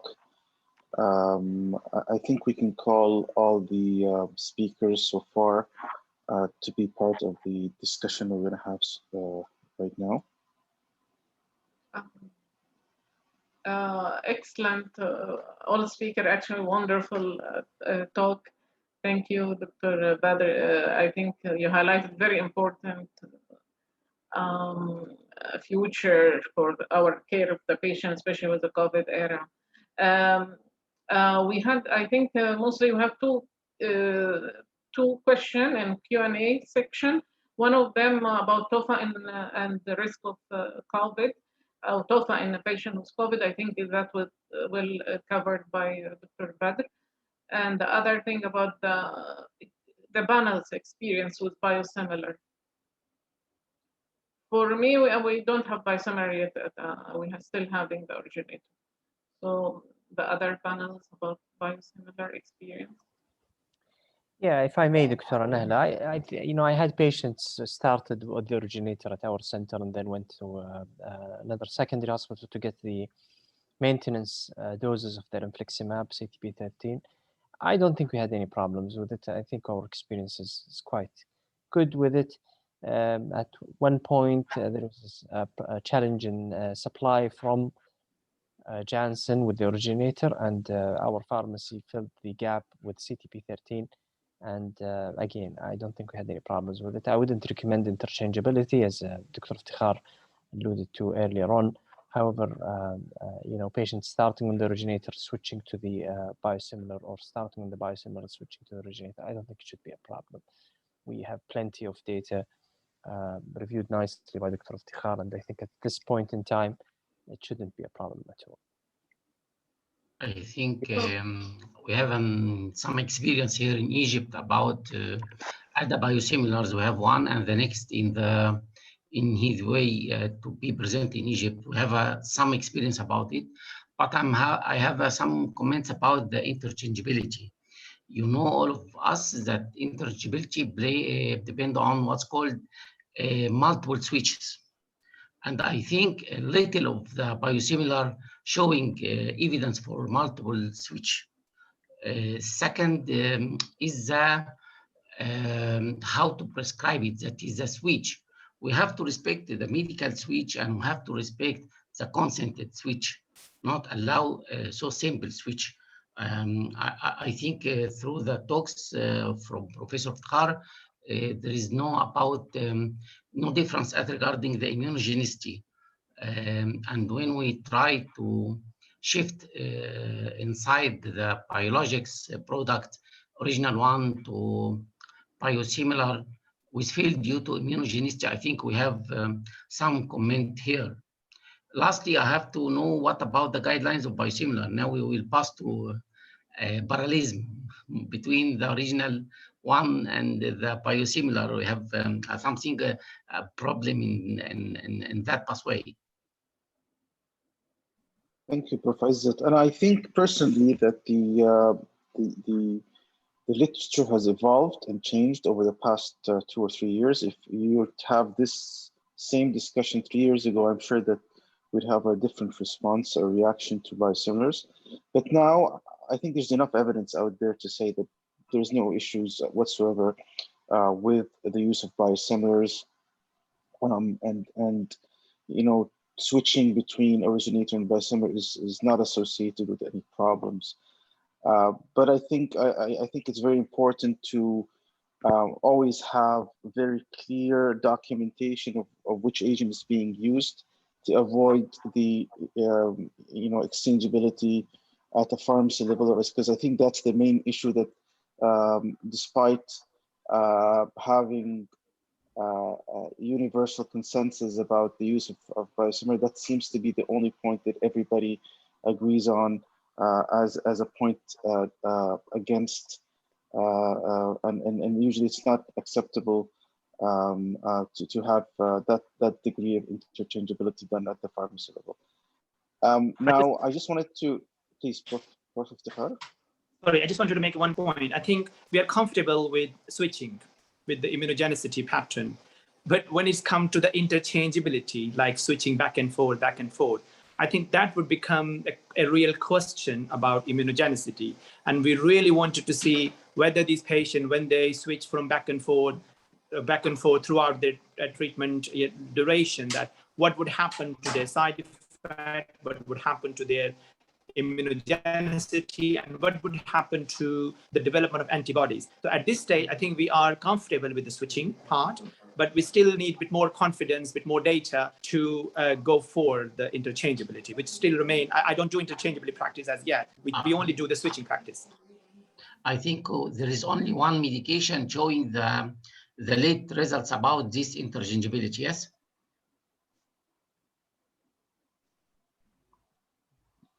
Okay. Lastly, I want to comment from you about extrapolation. You think that it's right to get one indication and get all the bag with all indication without post-marketing assessment? Yeah, when we started the first biosimilar in Southampton, UK, I think our only confidence was on the extrapolation of the data from the rheumatoid studies and the other studies. We did not have our own data yet. So it was a very big step to move forward, because we have to convince our colleague, our organization and everything after looking the data, and also more important to our patient, that these medications are safe. And with regard to interchangeability and other parameter, we still have to trust somehow by extrapolation of the data on the other study, which overperform in other clinical scenario rather than the IVD. Okay, thank you. Question to Prof. Iftkhar. You showed that data, non-inferiority data about clinical outcome. How about, in STRIDE 2, and we have long-term target, which is endoscopic remission. Can you elaborate on that with the switch? So yeah, so these patients who were initially started on the reference infliximab, we have the endoscopic data, and then when they switch back onto the biosimilar medication, they were also looked at the mucosal healing of these patients. They were all 4 groups in the Norwich trial, as we'll see. The patient who were restricted to one group, either reference infliximab or originator infliximab or biosimilar, or they changed to a different product, the mucosal clinical difference between the two before switching or after the switching, or in comparison between the two infliximab, reference infliximab, and the biosimilar infliximab. Okay. I have a question to Dr. Badr al-Bawardi. Excellent talk. I have an issue with telemedicine in new patients. In return patient, yes, but in new patient to first visit, I think it needs more policy, more regulation, not to miss anything, because physical examination important to see them physically first time, and during change of medication. So new patient, change of medication, telemedicine, do you think this is the suitable one? Secondly, do you face a patient where they were during, about the early pandemic or lockdown, etc. Some patients, they ask me to switch to subcutaneous. They don't want to come to infusion unit. Can you elaborate on that? Yeah, great question. So for the first part of the question, it really goes to patient selection. Who's the appropriate patient for telemedicine? So I have some opinions regarding, new versus return. So if this is a new patient who's establishing care with you, we prefer actually to do all of our new patients as face-to-face. But it also depends on where you are in the pandemic. Things have changed, right? So in one time we'll have these waves.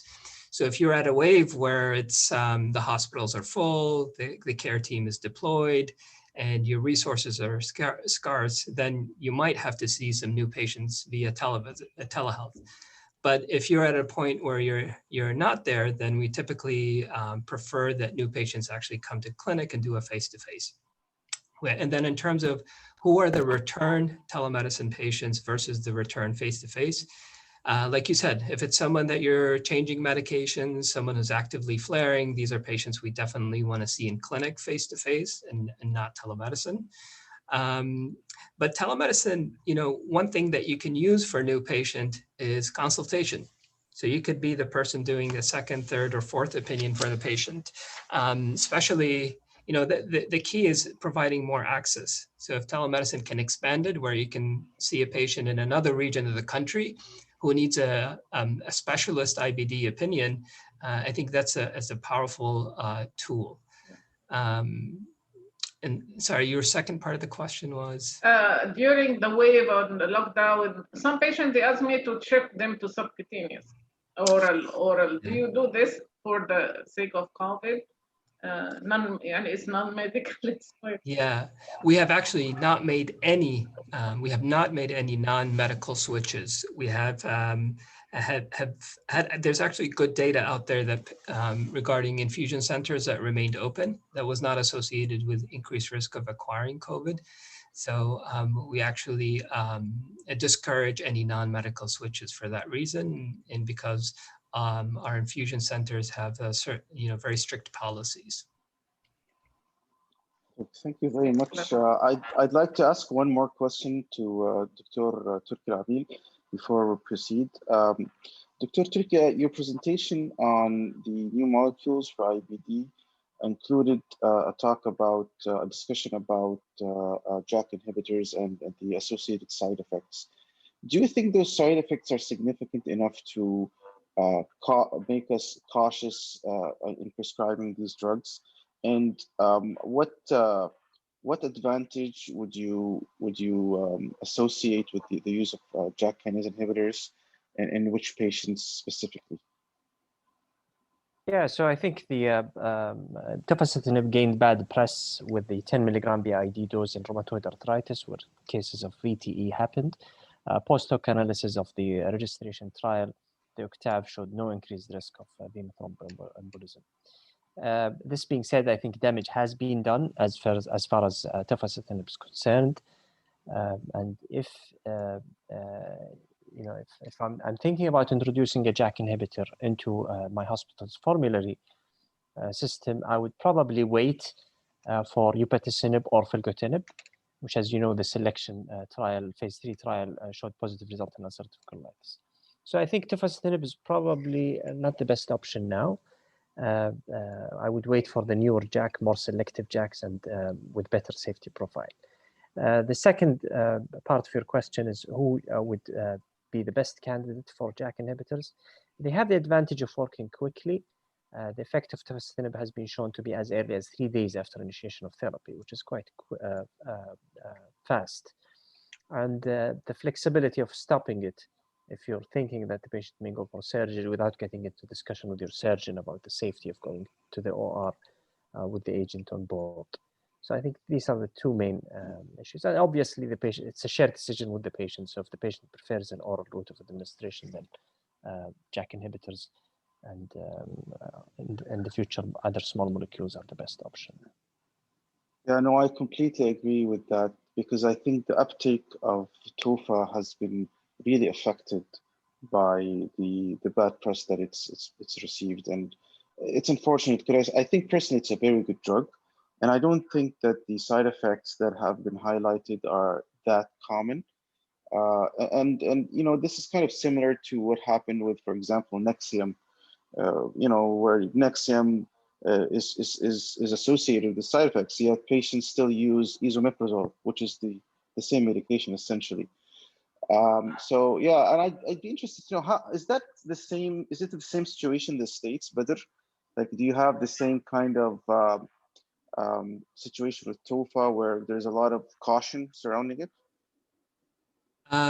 Actually, our uptake of TOFA is pretty significant. We use TOFA a lot, but the issue is the labeling. I think the labeling, when the FDA put the black box warning and restricted the use to second line, that's really what's hindering using it. So we can't use it as first line. But we place it, I would say, very high as second line therapy. So if we look at the risk profile, as Dr. Amir was saying, typically we think about this in the UC patient who has failed an anti-TNF. And we know from an efficacy standpoint, a second line agent for UC potentially tofacitinib and ustekinumab, based on comparative network meta-analysis, so indirect comparisons, might be superior to vedolizumab in this setting. So we look at the patient profile. If this is a young, otherwise healthy, and has severe disease, I might want to use tofa, because I agree with you, Mahmoud, that it actually, from an efficacy standpoint, I think it's really good. In terms of the side effect or the risk profile, I think that what really stands out to me with tofa is the infection risk. It's pretty obvious that tofa has a definitely significant infection risk, and specifically zoster, which is actually almost 2 times the risk of anti-TNFs. So I place it pretty high as second-line agent. I look at the patient's risk profile. If it's someone who is high risk for infection, I typically want to maybe consider using ustekinumab as second line rather than tofa. And then in terms of the risk of VTE, and as Dr. Amil mentioned, the only thing we're doing is if the patient has a glaring risk factor for VTE, we might want to modify that risk factor. So sometimes if it's a female patient on an oral contraceptive, we might consider non-hormonal methods of contraception. If it's a smoker, we'll definitely kind of try to convince more about smoking cessation. Because as Dr. Amir said, the post-hoc analysis, there's actually only 5 or 6 patients, if I recall, with UC on tofacitinib who developed VTEs, and they all had other risk factors. So we control for risk factor for VTE, but our uptake or use of tofa has been significant. Just a small comment for Professor Turki Amil first. You have an excellent presentation, but I think the ECO since 2 days deliver about 8 new oral molecule. We are working in some of them, and I think Peter Higgins in USA deliver some data about OPA and UC, and they are very, very effective, and I think with the little side effects. Do you think that about these 8 oral can play a future and make an impact on us as the doctors, how to select? We have now a lot of IV, and we are recruit about 2 more and 8 oral. What about the patient profile can tolerate all of this? That is for Professor Turki. For Professor Bawardi, I'm talking about post-COVID. Do you think that the telemedicine will be ended? Or I think we will deliver a new platform and we use it for a long term for the future? So to answer the question, I think the availability of other oral agents, including S1P modulators and others, will be helpful. Our patient population tend to be young, mobile, and active, and restricting them to intravenous doses or to taking their medications in special containers with a specific cold temperature makes it a bit challenging for them. I haven't, unfortunately, I missed Peter Higgins' presentation, but I came across the press release from AbbVie saying that UAchieve phase 3 trial was a positive trial. So I think upadacitinib is a promising agent. That's why I don't think we should, if you haven't had tofacitinib in your formulary yet, I don't think one should rush into getting it. Maybe wait for the newer JAK inhibitors that are more selective and probably safer. Thanks, Professor Bawardi, for the new platform. Do you think we need it? Yeah, so that's a great question. So I think there are tremendous advantages of telemedicine. And my opinion is that telemedicine for the care of the IBD patient is here to stay. Our patients require frequent follow-up, especially if they're moderate to severe on biologics or even small molecules. We need to do monitoring labs, we need to assess symptoms, we need to proactively monitor their inflammatory markers. So having that advantage of telemedicine for convenience for both the patient and provider, I think is a powerful tool. My impression is it's here to stay. It's for monitoring of the stable patient and potentially, especially, I think, in the Middle East for us when, you have IBD specialists who, are located in different places. This will be a great, powerful tool, whether a patient can actually do a one-time telemedicine visit with an IBD specialist and make sure they're on the right track.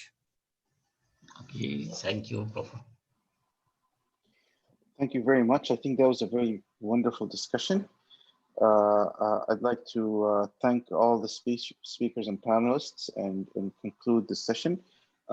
We were supposed to go to break, but I think we can just push forward with the next session scheduled, if that's okay.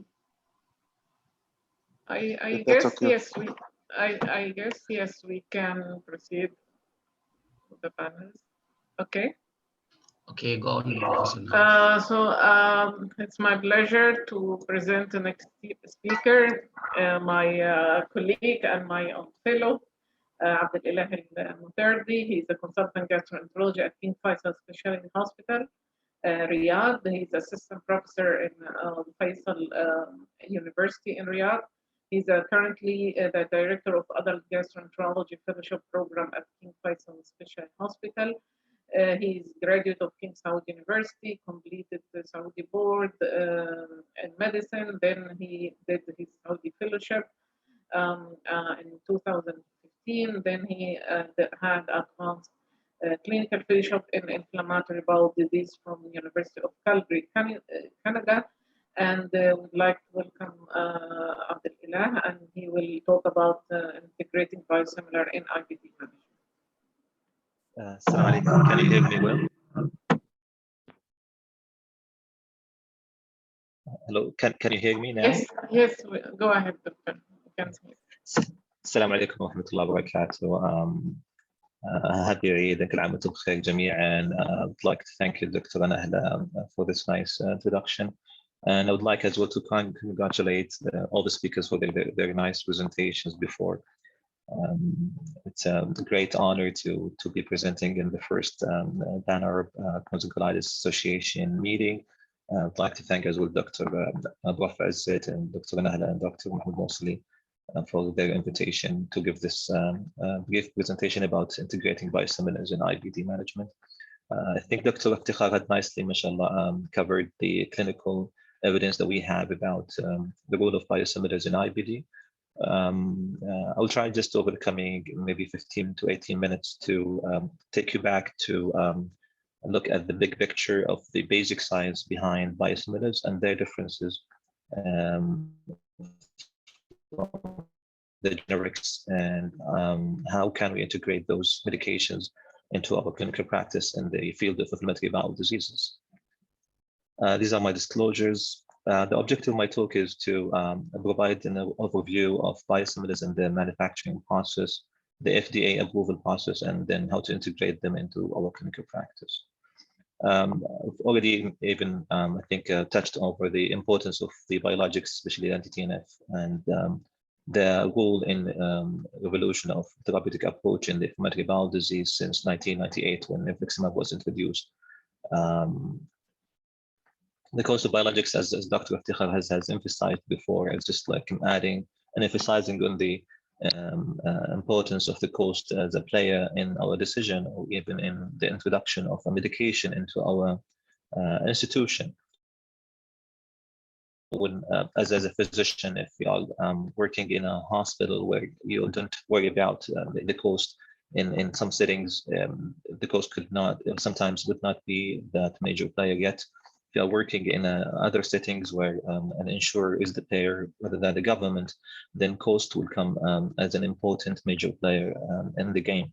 In addition, as well, if you are a member in the committees and adding a biosimilar into the institution where you work, I believe as well addressing the cost and trying to balance the cost versus benefits is of important value to keep in mind. So remember that this is just a quick reminder about how much biologics costs in the US. It accounts for around 1% of prescription and 28% of drug spending. In Canada, they spent more on biologic therapies for all indications than on any other class of drug in 2018, accounting for 8.2% of the therapy.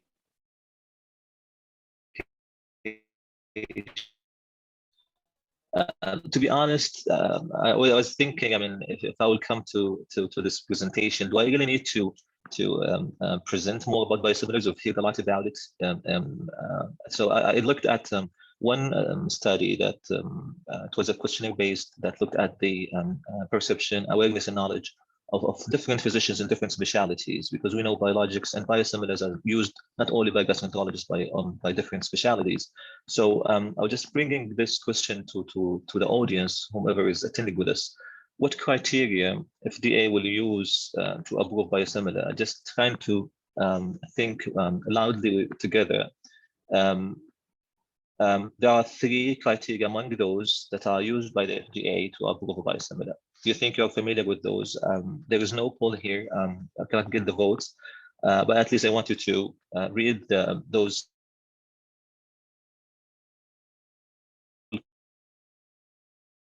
from different physicians, including gastroenterologists. So first one is a mutual recognition based on the biosimilar being already rigorously evaluated and approved in Europe and other countries.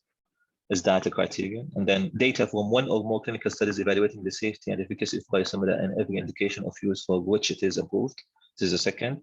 Do you think data from at least 1 clinical study in patient population that is sensitive to detect differences is a criterion? And then a comparison of pharmacodynamics data for the biosimilar and its originator counterpart. And the last one is a comparison of analytical characteristics between the biosimilar and its originator brand counterpart, or none of the above, or you don't know.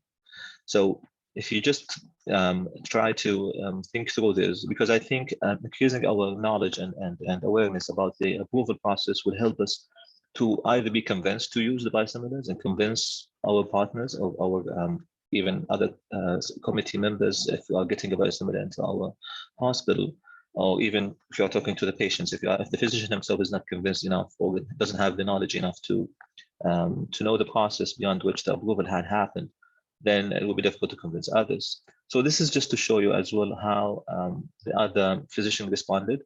So you can see here among the gastroenterologists, the 3 correct answers were the C, D, and E. So it was not A, not B. So those who choose the correct answer was 92, 74, and 95. But there are 71 physicians among 400 gastroenterologists and 32 among 400 gastroenterologists who choose the wrong criteria. This brings just to attention that the importance of increasing the knowledge and awareness. And then this is the second question as well. Do you believe biosimilars will be safe and appropriate for use in naive and biologic experienced patients? Do you agree or you disagree? Just vote and keep that in mind. And I will take you to the response here. So among gastroenterologists, 56% of the gastroenterologists responded as disagreeing on that. And this was in 2016 study, and as been shown maybe previously, that by Dr. Iftikhar, with the time, maybe the capture and the knowledge and the awareness of physicians have changed since then, but this is a study from the US. So this brings me to the fact that biologics are not equally as biosimilar. Otherwise, they would be called bioidentical or bioexact, but they are not exactly the same. And this is a definition that has been already mentioned by Dr. Iftikhar Ahmed. So the biosimilar is a biological medical product that is highly similar to and has no clinical meaningful differences in terms of safety, purity, and potency. From an existing FDA-approved reference product but manufactured by a different company once the patent for that product has expired. Typically, it should be less expensive and reduce the biological drug costs.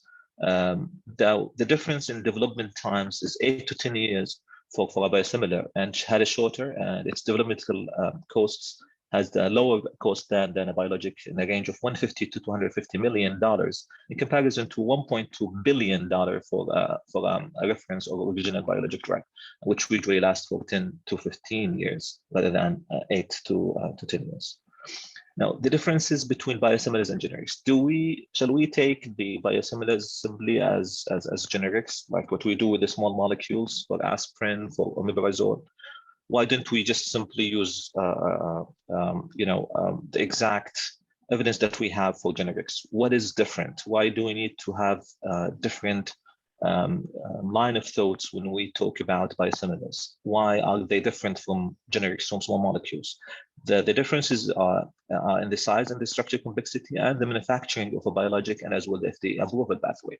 So I'll take you through this slide that shows you the size and the complexity of proteins. So biosimilars are antibodies, are proteins, and this is an example of a monoclonal antibody with a size of 150,000 Dalton in comparison to a small molecule like aspirin or other chemical medication that we use like omeprazole, PPIs. So for example, aspirin has just a size of 180 Dalton. So biosimilars are proteins that are different than small molecules. We cannot simply use what we know from the generic and take it to the field of biosimilars because they are completely different.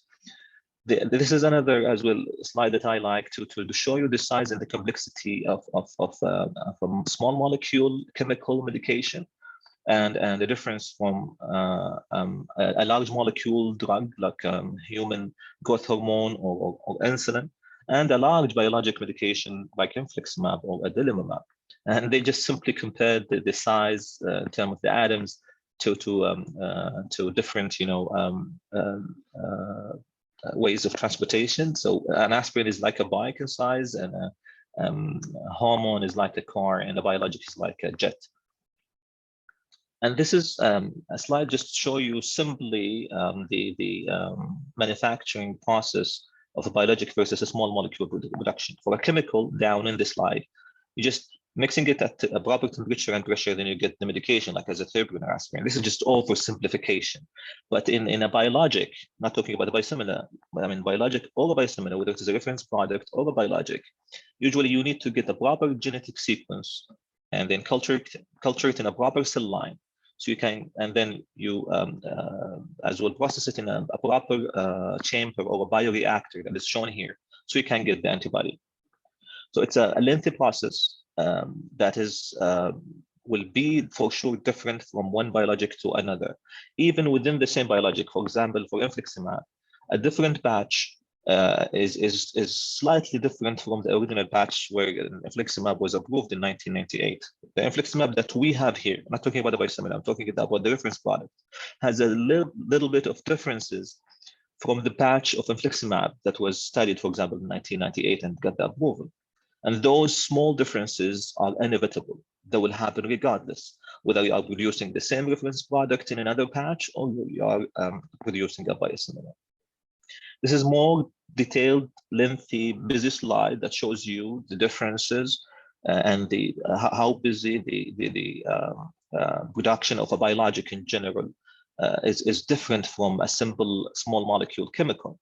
I will walk you through this, starting from the left upper side of the slide here. So as we mentioned earlier on, that you need to have a proper genetic sequence of the protein that you want to produce.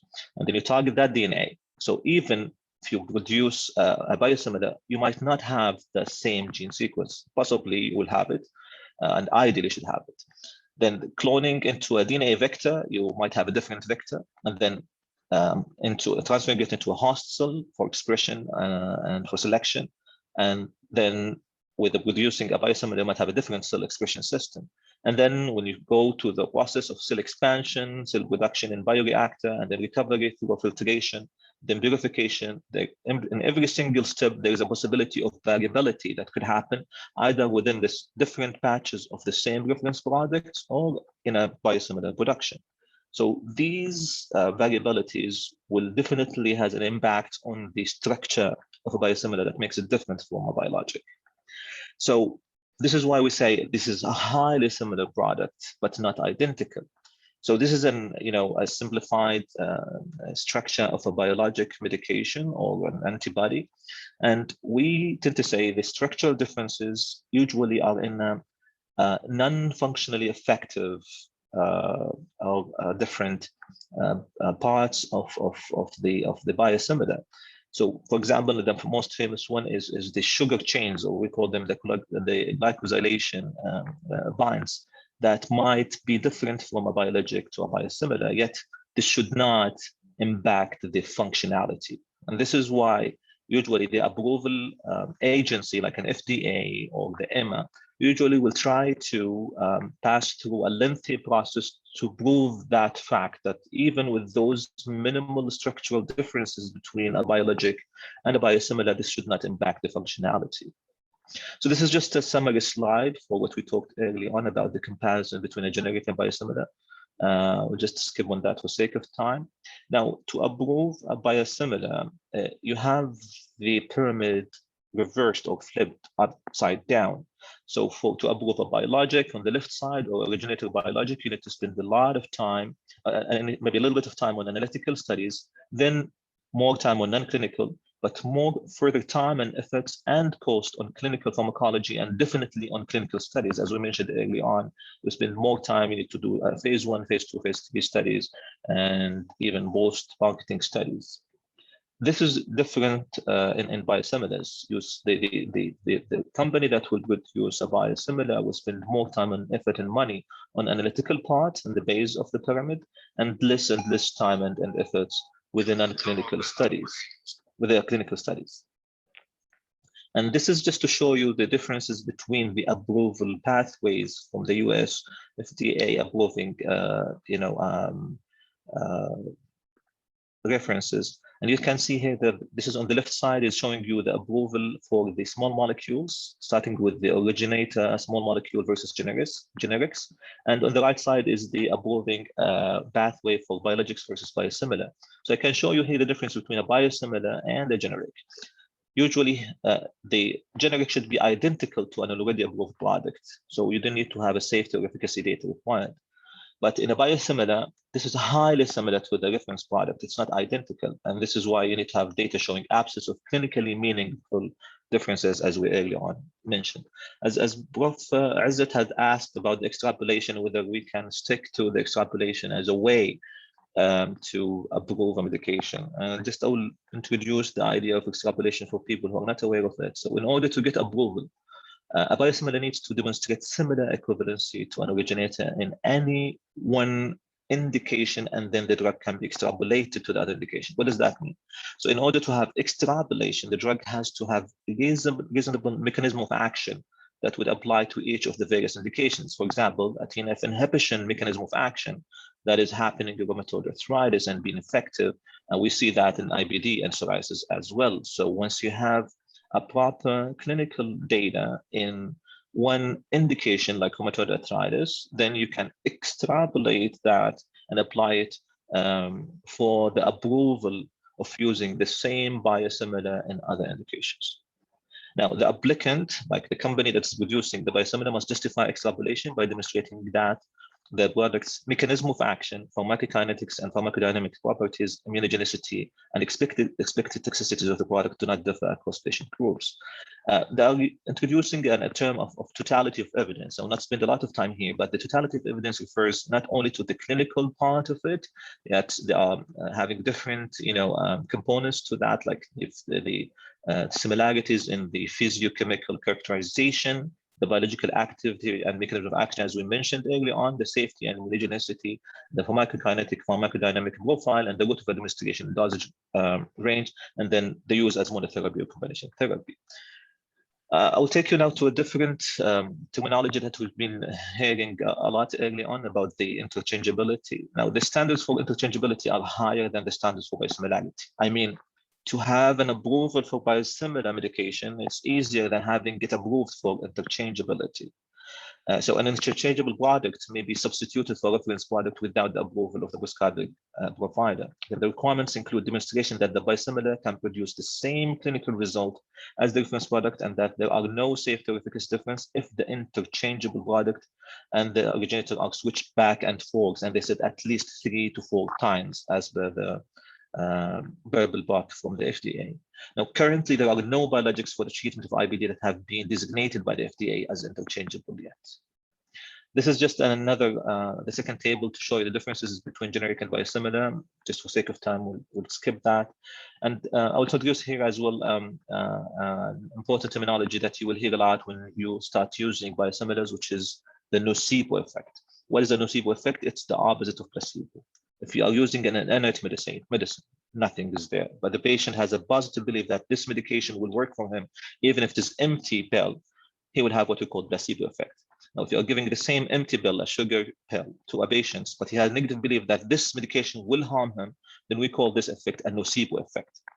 So it's completely the opposite. So the nocebo effect is defined as a negative effect of pharmacological or non-pharmacological medical treatment that is induced by patient expectations and that is unrelated to the physiological action of the treatment. In other words, it is the negative equivalent to the placebo effect. Now, there was, if you are in, I mean, as long as you start using biosimilars, you will be encountering the nocebo effect and you will be challenged by that. So what to do about it, I would refer, if you have started using biosimilars in your institution or your practice, then I would refer you to this consensus report about the clinical recommendation for the prevention and management of the nocebo effect in biosimilar treated IBD patients. It was from 19 members from 5 European countries, published in 2019 in the ABNT. I will not spend a lot of time here because of sake of time, but I will just maybe highlight here the statement 3, which was the general statement here that when using a biosimilar, caution is needed not to attribute every side effect directly to the treatment because some side effects may be related to the nocebo and they have like 100% acceptance rate among the members. Now, how to prevent and manage nocebo effect, we'll just spend some time here. Now, patient healthcare provider relationship is a key driving of acceptance of biosimilars and limits the risk of negative bias. The lack of knowledge, and this is why maybe we're giving those talks, the lack of knowledge among the patients and even the physicians about the effectiveness and safety of biosimilars contribute to the nocebo effect and should therefore be minimized. So an active discussion with your patient about the switching or the starting of biosimilar is important for importance to minimize the nocebo effect. The lack of knowledge and misconception among healthcare providers about the effectiveness and safety of biosimilars contribute to the nocebo effect as well and should be therefore minimized. And then education about biosimilars should be tailored to the individual patients. And positive framing is recommended to reduce the nocebo effect. These are the available biosimilars so far, the Inflectra, Inflexis, and Exifib for Pfizer for infliximab with their approval dates here. And for adalimumab, we have 5 approved medications. And again, just to keep in mind that approval doesn't mean licensing. So some of them they have been approved, but not yet licensed or been introduced to clinical practice yet. The available clinical data has been presented nicely by Dr. Iftikhar Skip on that. Just I will show you this one study about adalimumab. So switching from originator adalimumab to the biosimilar. This was a retrospective case control study that was done in 93 patients.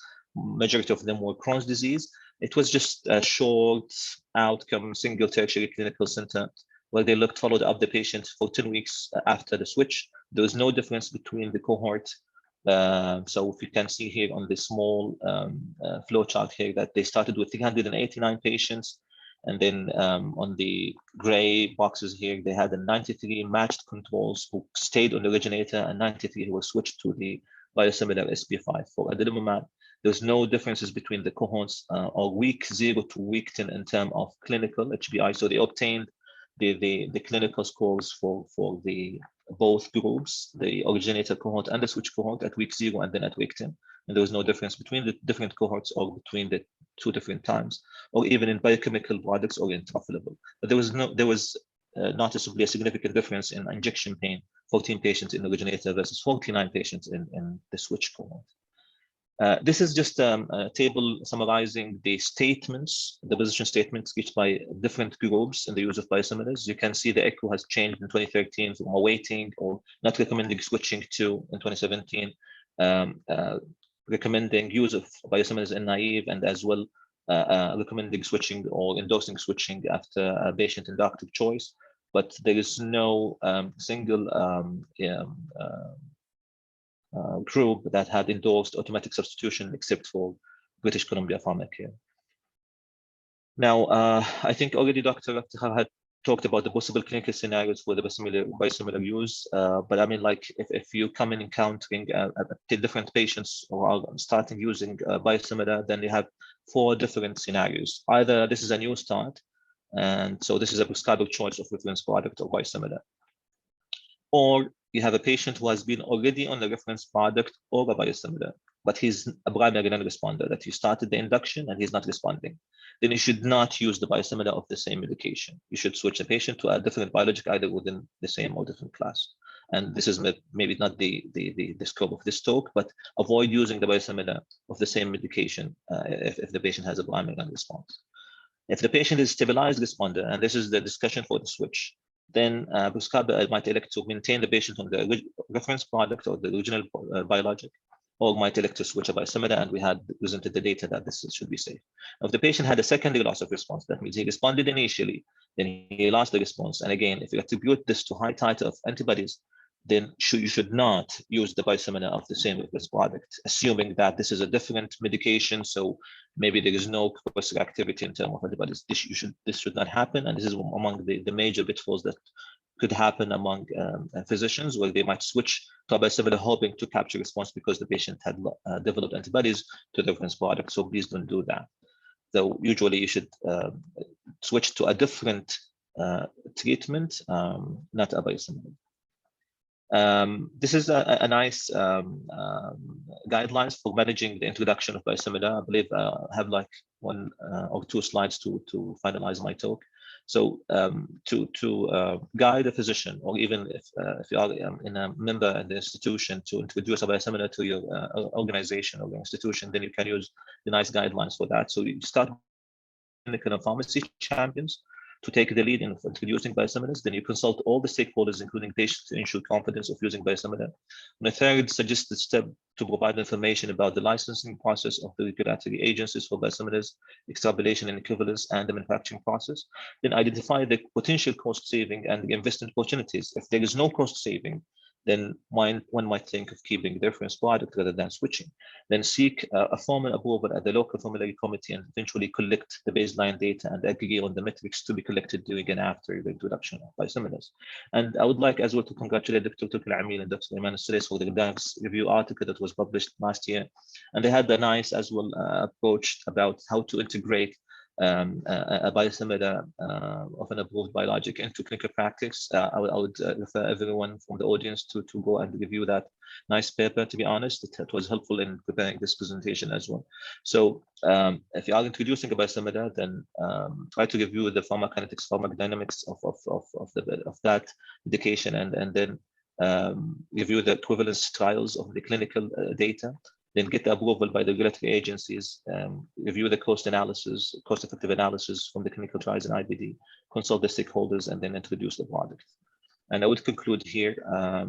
So my take-home messages would be that biosimilars are not like generic medications, because biologics are more complex than a small molecule chemical. Biosimilars have a shorter approval pathway than originators. Cost is the main motive to adopt biosimilars into clinical practice. Physician knowledge, improvement, and proper patient communication about biosimilars are keys towards smooth introduction of biosimilars into clinical practice.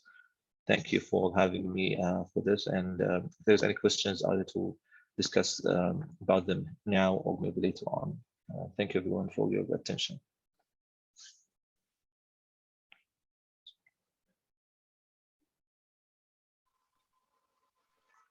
Excellent talk. You cover most important part that's not covered by Professor Khar, which is the perception of the patient and the physician from biosimilar. I'm not sure about here in Saudi Arabia, because people are afraid about shifting for or losing the response to their patient, especially tough population, tough cases. Even the non-inoperative with difference 15%, less than 15%, it matters. So actually this fear and this concept of shifting for those patients is really worried us so much initially. So I'm not sure about the other panels, about the perception and their perception and their I think about this, especially in complex patients, to shift a complex controlled patient. It's not like I don't have any issue in the new patient, starting new patient or mild cases. But if I may just population, can you elaborate? Yeah, I mean, I had the same concern about introducing a biosimilar into the institution.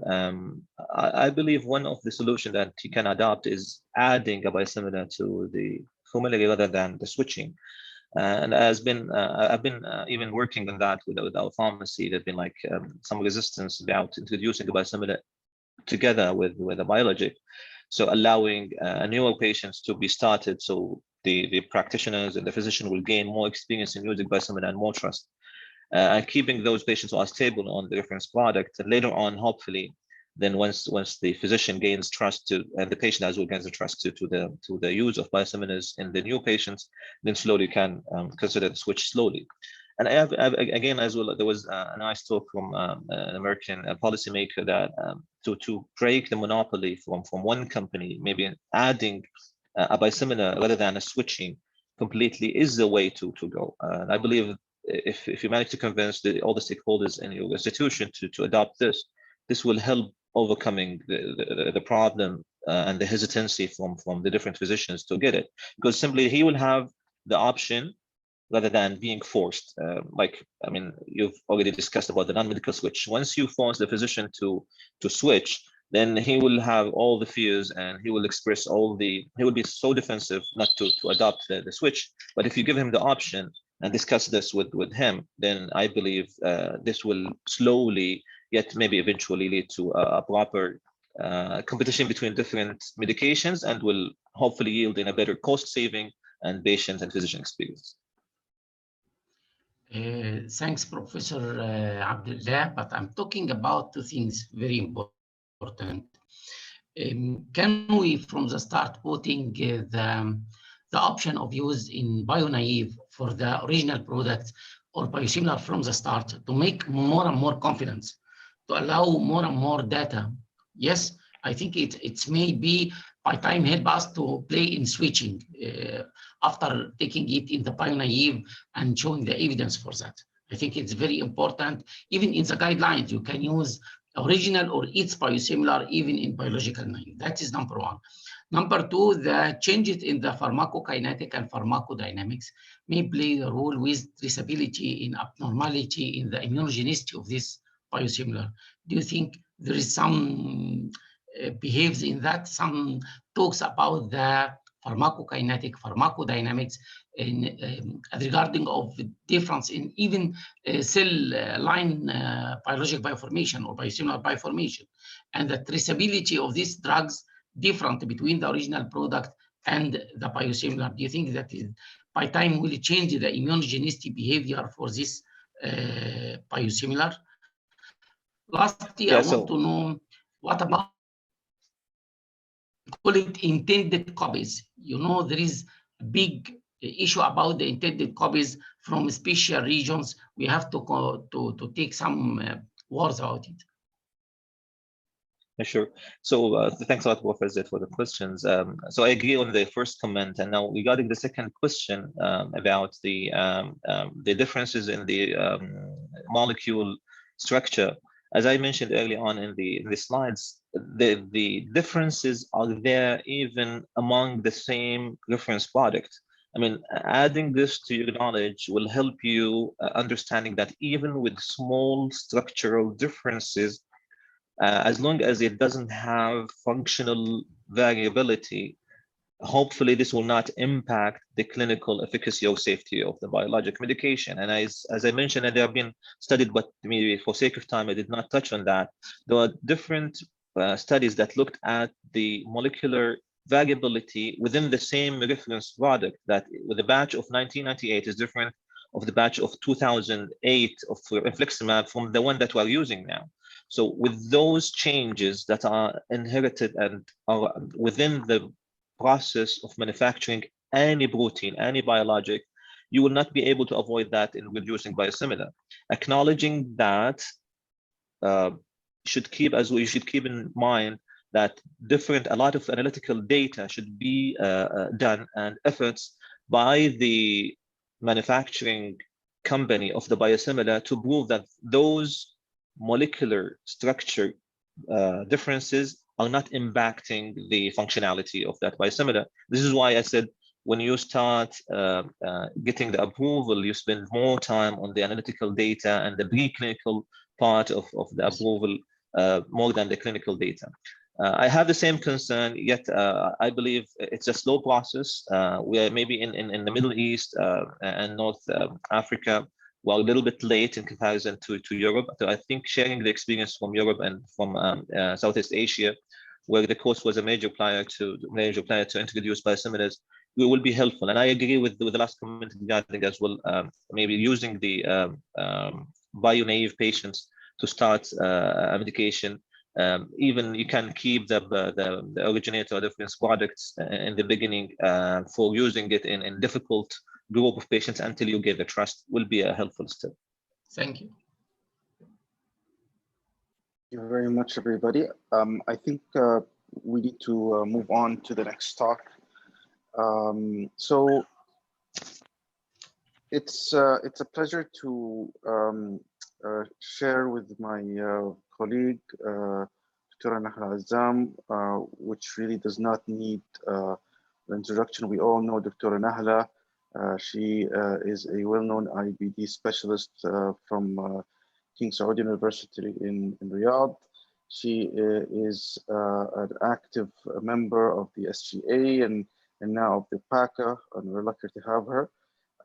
Myself and Dr. Nahla will be presenting the next session, which is a interactive discussion session where we present some cases in the form of questions and answers provided by us, and then we'll have some discussion and points to discuss afterwards, hopefully with the panelists. Dr. Nahla, you can go ahead and start.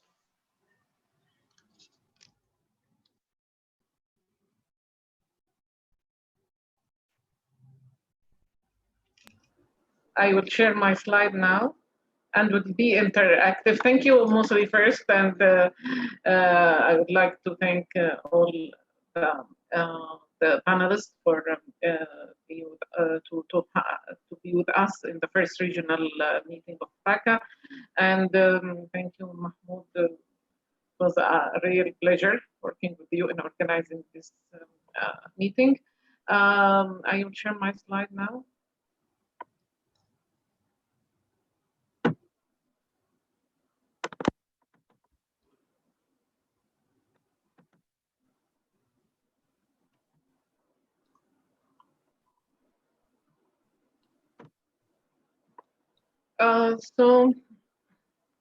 I will go over two Crohn's disease patient. I would like also at each step to take the opinion of the audience and the panelists.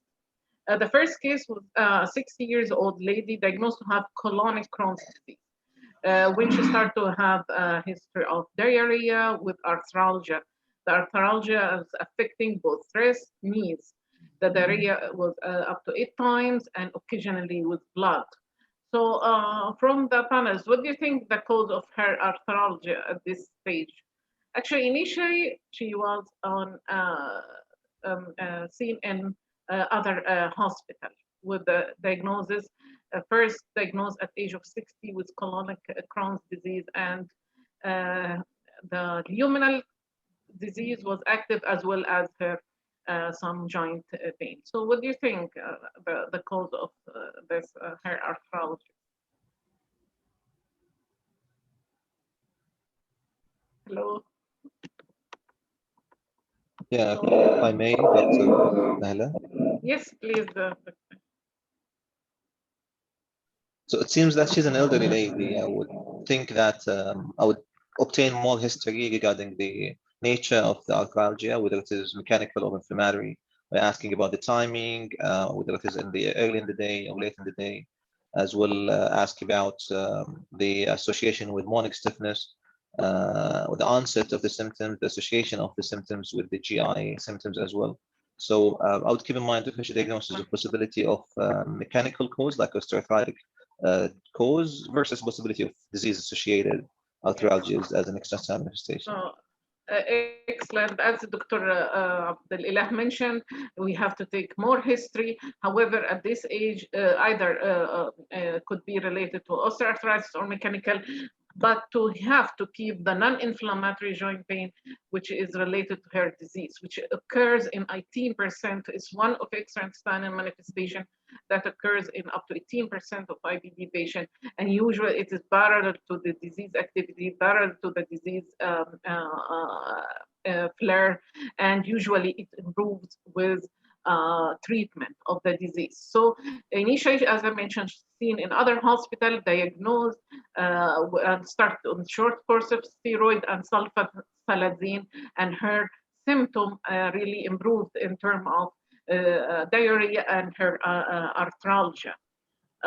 6 months later, admitted to our hospital, was first time to be seen with active flare, diarrhea, the same arthralgias, and she was having a high serological marker with high CRB, ESR. Her X-ray of the knees and hand were unremarkable. Colonoscopy showed active disease of the colon, and rectum was spared, and then multiple skip lesion, TI was normal.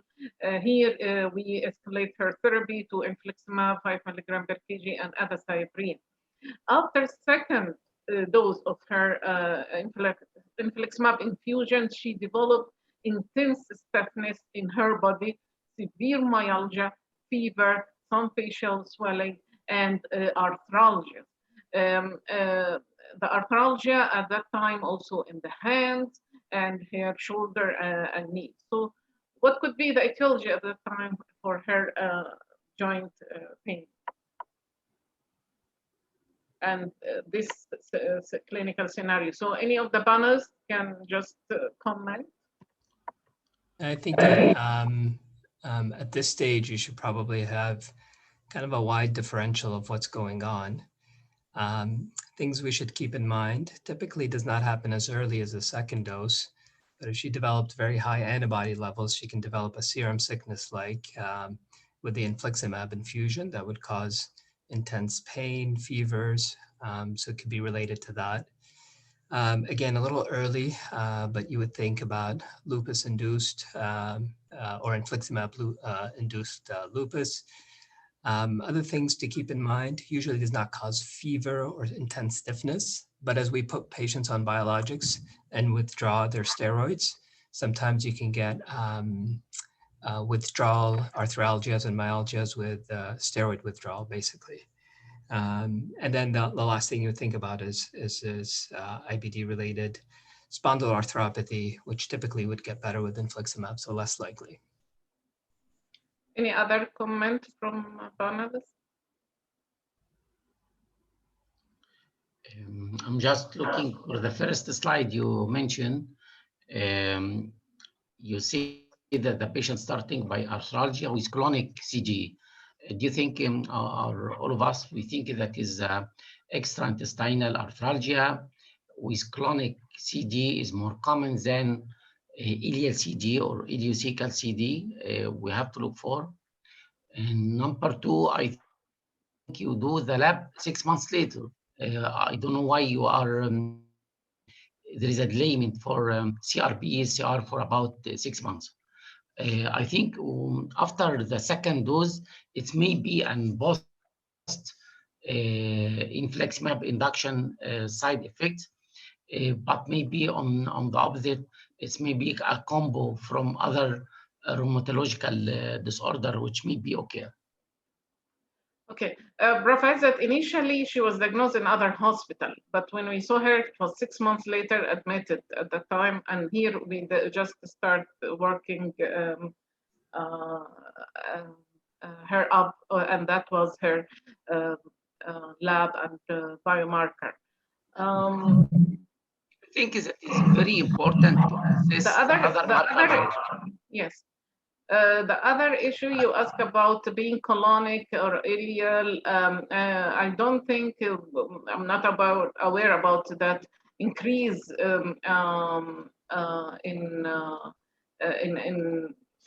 differently between the extent of the disease, ileal versus colonic, or etc. It is, as I mentioned, extraintestinal can occurs up to at 15 to 20% of the patient. and some of them is parallel to the disease activity, some of them unrelated to disease activity.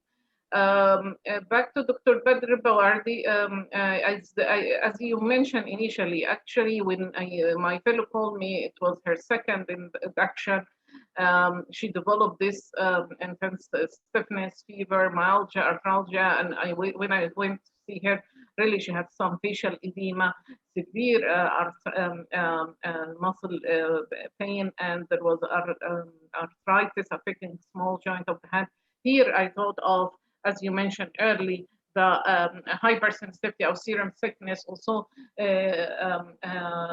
which can occur within the 14 days of infusion. So it was a little bit earlier, as you mentioned, but it has been reported. And usually those hypersensitivity reaction, they respond very well to symptomatic treatment, where we consult the rheumatologist and we give her short course of steroid. And usually they do well on pre-medication with the second infusion. But however, it could recur after second infusion. That what happened with her. We give her steroids. She initially responded on the third infusion, and we actually, that time we sent for infliximab antibodies, and the level, by third infusion, we was not having the level, and we during the infusion, we just pre-med the patient in spite of paracetamol, IV steroid, pre-med. Her symptom recur and even less severe. However, the arthralgia mainly was bothering her. She was seen by rheumatologists, and at that time shifted to adalimumab. Initially, she had good response for her luminal and joint symptom. However, a year later, she came with intense, severe joint pain, myalgia again. At that time, there was clear arthritis affecting right and second and third metacarpopharyngeal, and the left, third, and fourth metacarpopharyngeal joint, bilateral knees, knee, ankles, and right shoulder. So, what could be the cause at this stage? Any take from the panelists or audience?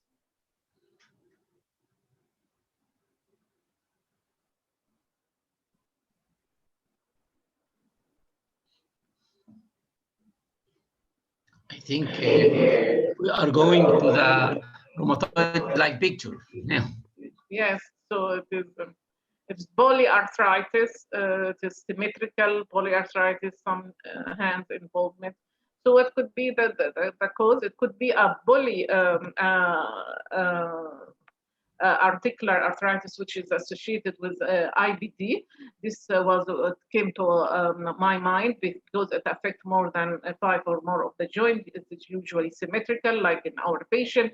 At that time, her luminal disease and bowel activity was quiescent, so it doesn't correlate actually with bowel activity and associated with uveitis. So we sent her to the ophthalmologist. However, the patient in 10 days started to develop rash, her creatine started to worsen, she had severe fatigue, and she had developed the right leg swelling and diagnosed as DVT. The arthritis was actually still active at that time, even getting worse. So what do you think at this stage? Excuse me, Dr. Nahla. Yes. Was she continued on? Sorry? Was she on sulfasalazine while she was on adalimumab, or she was off sulfasalazine? No, she was off. Initially, sulfasalazine was given. Initially, she responded when she had the arthralgia, and the diagnosis with the subsequent one, especially in spite of sulfasalazine, she was having joint pain. And when we escalated to infliximab, we stopped. I throw this because I was thinking of DRESS, or drug, related eosinophilia syndrome. So now that seems that she has multi-systemic disease involvement. She has a skin, she has a joint, she has kidney involvement, she has DVT throughout. Was she on any other medication apart from adalimumab at this level? No. Yeah, so I would go back one step and try to re-challenge the diagnosis. Now I know that she has a bowel involvement. She's an elderly. She has no joint. She had kidney. So I would look at rheumatoid arthritis-like vasculitis that might cause and explain the DVT, the kidney worsening, the skin manifestation. So vasculitis-like picture that might involve the gut and mimic IBD is a potential differential diagnosis that I would keep in mind. I don't know about the other panelists if you would consider. So I would definitely involve the nephrologist, do urine 24-hour collection of gluten creatinine ratio, do urinalysis. Might even go all the way to do a kidney biopsy if we would out the possibility of just simple biliary azotemia. Then I might take it further. Do you have more details on her rash? I saw it. It was erythematous over the hand, little bit more on the chin of the head legs. However, it's non-palpable, non-blanchable, and non-tender. So it is mainly erythematous, red rash, no vesicle, non-palpable. Yeah, I would definitely agree with Dr. Abdullah's input. Very important to kind of take a back pedal and make sure we have the right diagnosis. It seems that she worsens on anti-TNFs, and it seems that anti-TNFs kind of been making her joints worse. So I would want to make sure that this is not a drug-induced lupus also, which can cause kidney injury, and also associated with rash, especially if she had a malar rash. So at this point, I would want to make sure also to check ANA, double-stranded DNA, histone antibodies, which would look at drug-induced lupus. But agree with Dr. Abdullah's approach of also taking a back pedal on the diagnosis and make sure you have the right one. So as you mentioned, actually, we thought of drug-induced lupus, especially being a woman, which is more common in women. The onset of the symptom usually in drug-induced lupus, it could be days from anti-TNF to years. She was 2 years off on other infliximab, then adalimumab, the mechanism unknown, and usually it resolved after anti-TNF withdrawal in majority of the case. So what you have to do next is to confirm the diagnosis. So typical clinical picture, serology was positive ANA and DNA antihistamine antibody, and all were positive at that patient. And after that, we consult with the discussion of our colleague rheumatologist.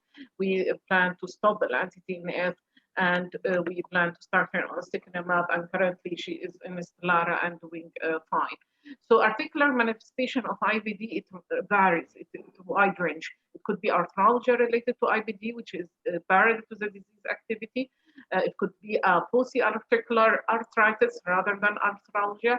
And usually also it is associated with IBD, and usually once we control the disease, we control the symptom. However, in type 2, which is polyarticular arthritis associated with IBD, usually doesn't correlate with the disease activity and can be also treated symptomatically or with anti-TNF.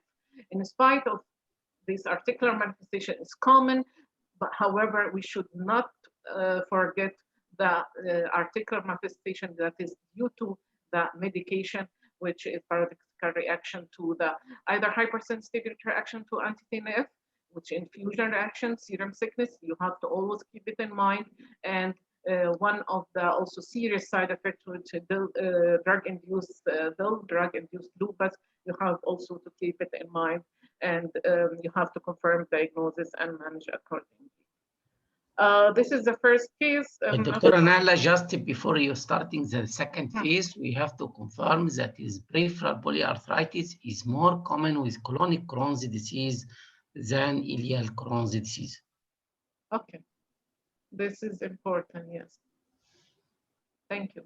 I'm not sure about Mahmoud. Are you ready with your presentation, or I will go ahead for second case? It's okay. You could keep going. That's fine. Okay, second case also about Crohn's, 20 years, the diagnosed as ileocolonic, fistulizing based on history, recurrent abdominal pain, perianal fist abscess, and diarrhea. Her lab was normal apart from high SR and C-reactive protein.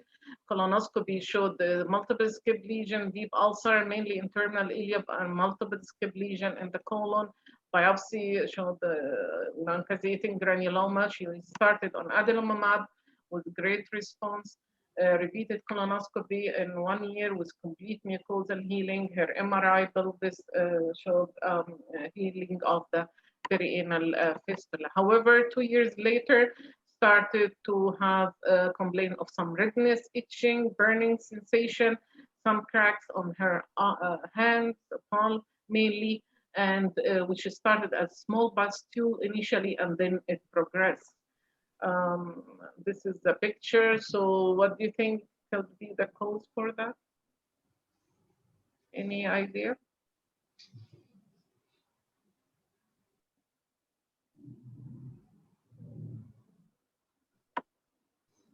So maybe this will be more clear that a few weeks later, 3 weeks later, actually she had some from local dispensary, local or private clinic, they give her some ointments. However, she came to me in 2 weeks later that the lesion worsened and started to affect the palm and the sole. So any idea? Yes. Psoriasis, I think. Psoriasis is it's a psoriasiform reaction. Yes, psoriasis actually. So skin manifestation like psoriasis, it could be an association because any patient with autoimmune disease, they have the chance of 10 to 15% to have another association or another autoimmune. So it could be an association. However, paradoxical inflammation, especially in patients on biological, should be always kept in mind. The prevalence of skin paradoxical reaction, it ranges from 3 to 30% and have a different manifestation. It could be psoriasiform eczema or psoriasiform rash, eczema. However, palmoplantar psoriasis, which is severe form, can present like in my patient, it was palmoplantar psoriasis. The skin paradoxical reaction has certain risk factor. There is some risk factor that increase this type of paradoxical skin lesion.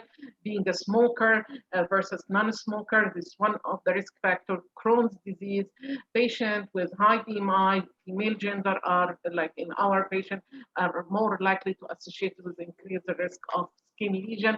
Very important also association, which is higher dose of anti-TNF on higher trough level. Earlier study showed that higher trough level, higher dose are associated with skin paradoxical reaction. However, recent meta-analysis showed that either higher level or versus normal within the normal range of level is still both can be associated with skin paradoxical reaction with psoriasis. Being an immunomodulator or ulcerative psoriasis versus Crohn's are associated with reduced risk.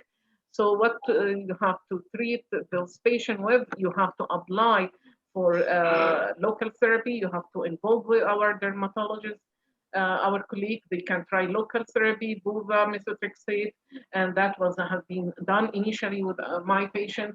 And palmoplantar, especially psoriasis, is very difficult to control in spite of different, they even give her methotrexate, and in spite of that, she didn't respond, and I have to stop adalimumab. What next? Actually, we started her on ustekinumab to hit both disease. Actually, with the stoppage of adalimumab, her symptom start to improve. Actually, she had one of the worst. Yeah, I mean, even my colleague in dermatology said one of the worst psoriasis he ever see. She has like slough of her skin. She cannot wear shoes, and a lot of bleeding in the arm and in the hands and so on. So we after discussion, we stopped the medication and putting the risk of recurrence with the other anti-TNF. So we chose to give her ustekinumab. Ustekinumab, that was based on a phonics study, which is the landmark study in psoriasis. The primary endpoint was psoriasis assessment score, the global physician assessment, and quality of life. And on all, primary endpoint was a superior ustekinumab than placebo. So we give her the ustekinumab, and her symptom almost dramatic response after stopping adalimumab. So skin manifestation of IBD, there could be an extraintestinal manifestation related to IBD, like erythema nodosum and pyoderma gangrenosum. And please pay attention to peristom pyoderma gangrenosum. I have one patient with that, and usually they respond to infliximab, the extraintestinal. However, we have to keep in mind also there's other skin manifestation, which could be a paradoxical reaction to therapy or side effect and long-term like skin cancer. Okay, sorry. Sorry, I didn't realize it was your last slide. I wanted to just briefly comment on the psoriasis, TNF-induced psoriasis. So, you know, even though that we always report on the very severe ones, it's not uncommon to have very mild forms that really respond to local creams and local steroid application. I've had some of those where I got away with continuing the same medication after using local therapy. Having said that, there are some severe forms like this. And it seems like it's becoming a standard to switch to Stelara or ustekinumab because of its association with resolution of psoriform lesions from previous studies. Now, I've noticed personally that whenever you switch from Humira or from an anti-TNF to ustekinumab, for this reason, you end up having to escalate treatment with the Stelara or the ustekinumab to beyond every 8 weeks, just as a personal kind of observation. I was wondering if that's something that the rest of the panel had noticed, and what's their experience with switching from an anti-TNF to ustekinumab if a patient develops anti-TNF induced psoriasis. I have a few patients. However, when I move to ustekinumab, as I mentioned, I usually, because they are tough group of patients, so I continue them on immunomodulator, and around 50% they are on dose escalation. So I'd like to hear better and the other panelists. And the other thing, Mahmoud, do you switch, especially with psoriasis, do you switch of with the another anti-TNF, keeping in mind there is a risk of like 50-60% risk of recurrence with the subsequent anti-TNF? Do you take this chance, or we move to other class? I usually just go to another class, personally speaking. I usually just go to another class because of the high probability of recurrence. My experience is very... Sorry, go ahead, Dr. Azad. Okay, go on. Thank you. So I was just gonna second Dr. Mahmoud's experience in terms of once a patient develops this, it's not an automatic switch unless it's severe enough where you actually go, it becomes this palmoplantar, sort of more like pustular like psoriasis, then that definitely warrants a switch. Similar experience in the setting that I typically do not. If I'm switching to anti-TNF, it's because of a severe reaction. So I'm not going to another anti-TNF due to the high risk of, because it's a class effect. And it doesn't seem to be dose dependent either. In terms of switching to ustekinumab, it really depends on where the patient is during the switch. It seems to be, at least when I see these reactions, it seems to be that most patients are actually in remission from their IBD, when they develop these reactions. So at the time of switching, my experience has actually been pretty good. Patients tend to stay on ustekinumab and tend to stay on, typical dosing. But I think it depends on where the patient is in their disease at the time of the switch. If they have active disease, I'm going to be a little more proactive. And just like Dr. Mahmoud said, most likely I'm going to have to dose escalate. I'm totally agree with all of you, but we have to look back if the patient is a fistulizing. And we have now a good data about ustekinumab and fistulizing. It supported the decision.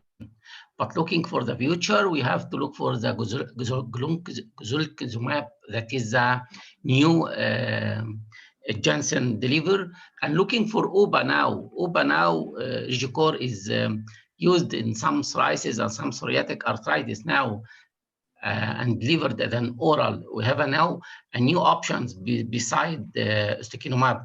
I think we have to more and more involve them, all of them in our practice. That is for gulukizumab, that is for Janssen, and Rigicor or OBA for AbbVie. I agree. Actually, the two patients, they were luminally doing great. And the majority of extraintestinal, I felt that management, they do well on anti-TNF. So moving them outside the class, usually, sometimes I have no other choice, but I usually hesitant to do so unless I tried all, even in adalimumab, I tried to widen to the medication little bit, decreasing the frequency. In spite of that, she was really in bad form of psoriasis that we. You have OBA now in Saudi Arabia? No, not yet. Abdullah, any comment on both patients? Yeah, sure. Yeah, I had just one comment for the first patient. I mean, mashallah, as usual, I mean, your patients are difficult, Dr. Nahla, so this is really challenging. But for the first patient, to be honest, I was surprised to see this was a drug-induced lupus. I remember at least preparing for my fellowship, reviewing the differences between drug-induced lupus and systemic lupus, that even especially in infliximab-induced lupus, they tend to have more of mucocutaneous and musculoskeletal symptoms more than major organ involvement like CNS lupus or lupus nephritis.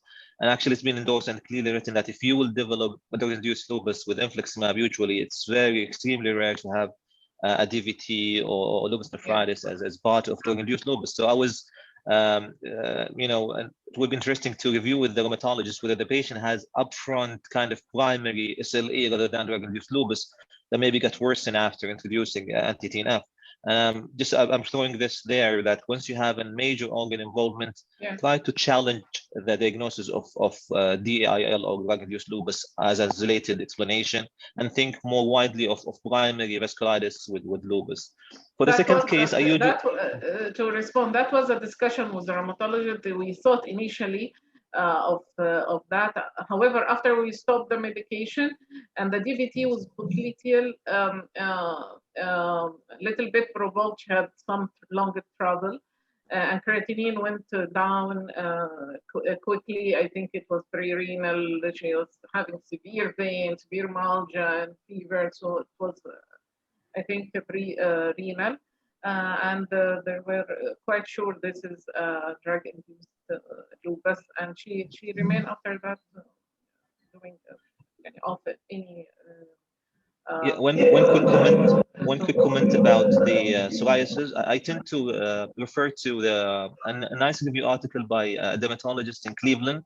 He put a nice algorithm how to approach an anti-TNF induced psoriatic eruption.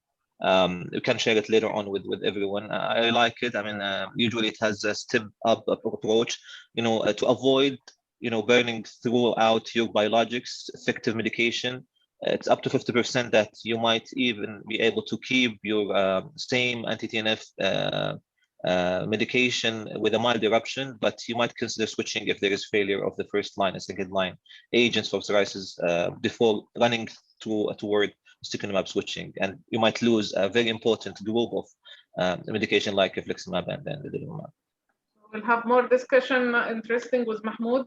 So, Dr. Mahmoud. Yeah, so yes, thank you very much for those very nice cases, Dr. Nahla. What I'm going to present is just a case, not so much as a challenge in diagnosis like the ones we just heard about, but more or less just a highlight and display of how to manage a case in clinical practice and how to deal with certain bumps you face along the road when you're managing somebody with UC. So these are my disclosures. So this is a 23-year-old female diagnosed with moderate severely active ulcerative process in December of 2019 based on endoscopy and histological confirmation after she presented with bloody diarrhea and tenesmus. So given the information I just presented, so moderate to severe proctosigmoiditis, clinically active, you have a confirmed diagnosis, how would you decide how to proceed? Would you go just oral 5-ASA, high dose, 4 grams per day for induction? Would you go with oral and rectal 5-ASA for induction? Would you just go ahead and give a course of steroids, followed by an addition of oral to or rectal 5-ASA, or would you just go straight with a biologic therapy? So those are some of the questions that we face when we see a patient that presents this way. So till now, the management of ulcerative colitis is a conventional step-up approach where we go from one category to another during our treat to target approach of management. And the main reason for this is that despite all of these options for therapy, we still see that a very significant proportion of patients do well on 5-aminosalicylic acid derivatives. As much as 50% of patients with UC do not require escalation to more advanced forms of therapy, which is why we don't usually give up on these medications from the beginning. And that's the rationale behind starting with high doses at the beginning of treatment and even maybe combining them with rectal therapy.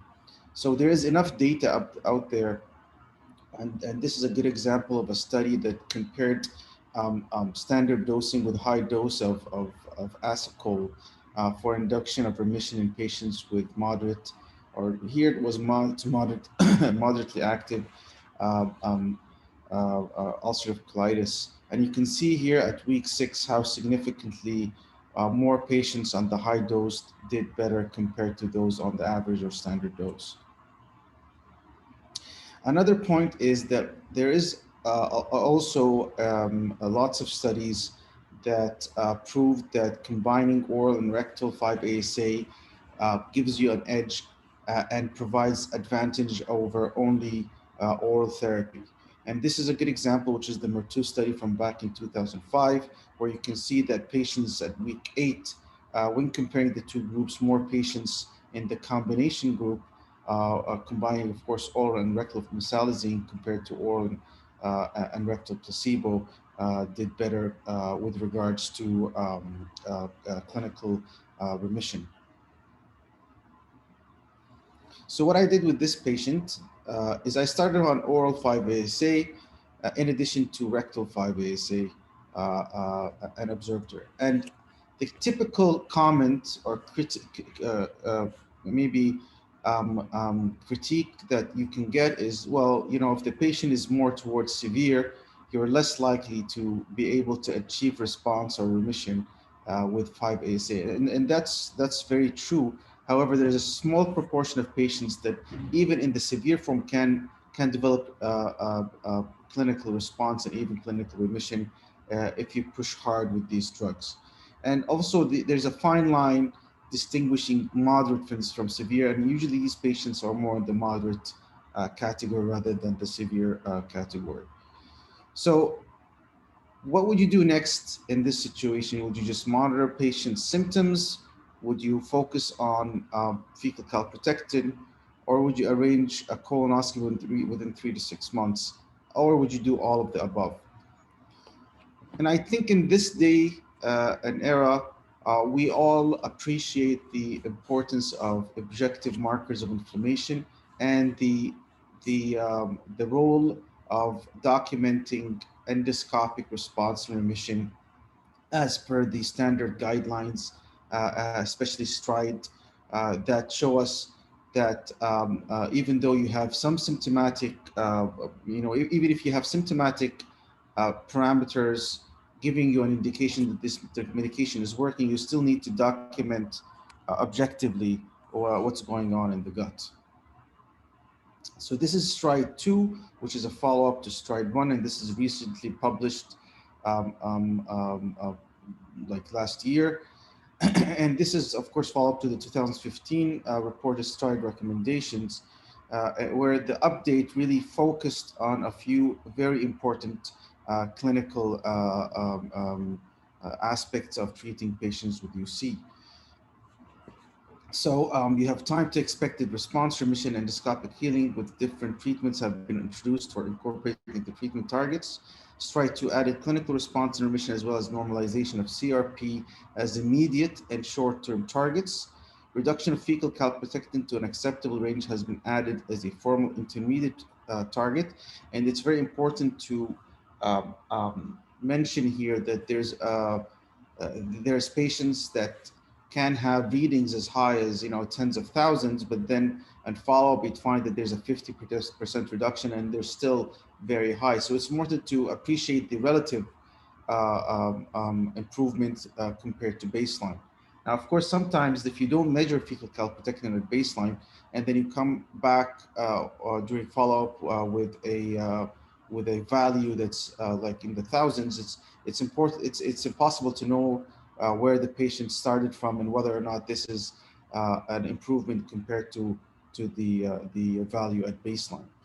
Now, pediatric targets reflected by different measuring scales and the addition of restoration of normal growth as a formal treatment target has been added in STRIDE 2. Restoration of quality of life and absence of disability have been added to endoscopic healing as long-term targets. Of course, transmural healing in Crohn's disease and histologic healing in ulcerative colitis have been newly recognized as important inductive measures, but were not endorsed as formal new treatment targets.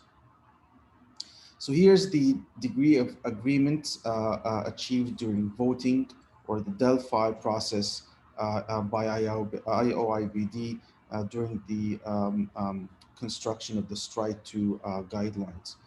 As you can see here, there's a very high degree of agreement among voters for most of the questions in the survey. So this is the new STRIDE 2 algorithm.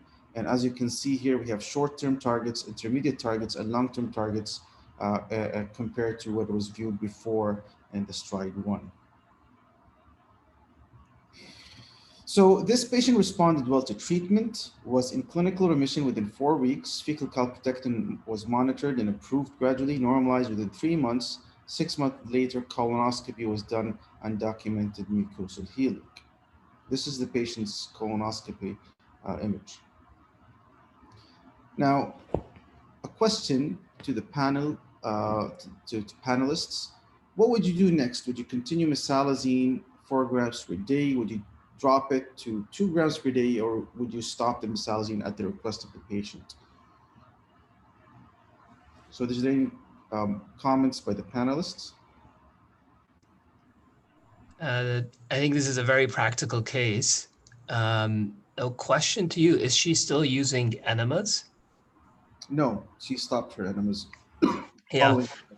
And then Mahmoud, I'm really surprised you didn't give us the histologic data on the colonoscopy. Yeah, so I just mentioned at the beginning that the histology confirmed the presence of chronic changes in support of the diagnosis, but I didn't have the details like the RHI score or the Gabot score, because those are not usually done by our pathologists, unfortunately. No, I mean what the histology showed on her subsequent colonoscopy. Ah, you mean the follow-up? Yes. Documentation of, for example, histologic response or healing? Yes. Yes. So here's the thing. Some of these patients are, cash patients in private practice. So whenever you decide to take a biopsy, they have to pay out of pocket in addition to that. So unfortunately, in those patients, I don't do like histologic sampling for the documentation of histologic remission or response, because it costs the patients a very significant amount of money. If the patient was insured, or if this is done at the university, then that's the practice, is to document those. And the other thing that plays a role is whether or not I know the pathologist working at that center who's going to read the slides and give me useful information, because there's only a handful of those pathologists that we can communicate with, and we can exchange information and get a let's say a valid documentation of histology. Yeah, those are very practical This points. Yeah, sorry, go ahead, Dr. Azza. This is important, Badr. Do you look for every patient with great mucosal healing, like Mayo Zero, like shown by Monsri? Do you still go for histological remission as a target at your center? No, I think when it comes to ulcerative colitis, and Dr. Mahmoud is very, he's one of the experts in this area. When it comes to histologic healing with UC, there's really good data to support that patients who get into histologic healing by variable definitions are less likely to flare. I'm not at a point where I'm adjusting therapy to get into histologic healing. I know the STRIDE-2 consensus kind of suggested that maybe we can consider that. The reason I bring it up is there was a really nice study recently that looked at de-escalating mesalamine, or 5-ASAs, from high dose to low dose. And they found that really the most important predictor of relapse after bringing down the dose of mesalamine is actually histologic inflammation. Yeah. Yeah. So it maybe, from a practical standpoint, to answer your question, I would probably stay the course. I wouldn't feel compelled to drop down the dose, because there is actually a risk of relapse with dropping the dose, especially since I don't have the histologic data. So, in response to you, Badr, I think this study was really exciting. However, there is also some supportive data about if you have endoscopic Mayo Zero with fecal calprotectin, which is actually below 250, it can even correlate very well with histological remission. In some, it is other alternative, like in Mahmoud said, the patient cannot offer or pay the biopsy. So if I am having a good fecal calprotectin level below 250, Mayo Zero, I think at this stage, and we have data that correlate very well with good histological remission. So I will be happy to maintain them on the maintenance dose, which is 2 grams. Yeah. So fecal calprotectin, Mahmoud. So yeah, her fecal calprotectin did normalize. The reason why you would want to, lower the dose usually is because you've been asked so by the patient, because they have this perception that, it's a very high dose, or because of the pill burden, or because of the cost. So it's usually something that is triggered by the patient's need to go down on the dose. Now, this is a very interesting study that looked at disease relapse in 527 patients with UC. So what they did is they did univariate and multivariate analysis looking at predictors of relapse. Now, the predictors of relapse in the whole group was number one, age at onset, duration of disease remission. So basically, how long the patient was in remission before the dose was reduced. And then the Mayo score, Mayo endoscopic score at baseline. Now, if you look at risk of relapse in the patients on the high dose, that continued on the high dose. Again, duration of disease remission in years and Mayo score at baseline was significantly associated with relapse. And if you look at the group that continued on the low dose, duration of disease remission in years, male gender, and previous use of steroids were associated with disease relapse. Now, if you look at the multivariate analysis, you can see that shorter duration of disease remission was statistically significant for each comparison between the remission and relapse groups of all patients. And risk factors for clinical relapse were a shorter duration of disease remission in the high dose 5-ASA group, shorter duration of disease remission, and a history of steroid as mentioned in the low dose group. So it seems like you can easily argue that if a patient has been on in disease remission, and here we can define remission as endoscopic and biochemical plus or minus histological remission, but that's probably outside of this analysis because it was not captured. If a patient is in remission for more than 2 years, then you can probably gradually decrease the dose, but usually we don't go below 2 grams per day. So my practice in general has been to continue on the 4 gram per day, unless it becomes a real issue for the patient. Then I make the argument for a 2-year cutoff point in terms of duration of remission. And that's just the way I interpret the literature in this context. So for this patient, what I did is I continued on oral mesalazine 4 grams per day. And despite this, between June and December 2020, this patient experienced 3 flares requiring brief courses of rectal budesonide and 1 course of oral prednisone. So this was the repeat colonoscopy in January of 2021. So a question to the panelists: what will you do next? Would you start azathioprine? And when I say start azathioprine, I mean whichever approach you use in your center, whether you do TPMT or you just start low dose and follow up on labs and then increase the dose. Would you go the ustekinumab, vedolizumab, or Humira, i.e. adalimumab? Now, maybe I should have added start Humira or infliximab, i.e. what I mean is anti-TNF. So I'd like to hear from the panelists and discuss these options.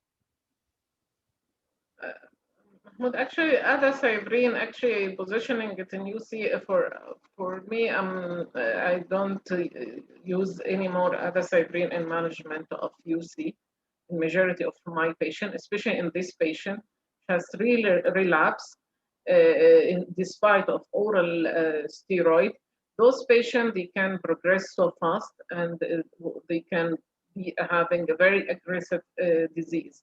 Her scope, very deep ulcer, may endoscopic score of 3. Azathioprine, it will take long time to act, and we don't have solid data on azathioprine RCT study, and majority of the North American guideline compared to Europe, the azathioprine is not in the guideline in North America. So I will, Humira also with persist trials and experience with Humira in UC. I will either use ustekinumab or vedo. Okay. So would anybody in the panelists go with Imuran or azathioprine as the next option?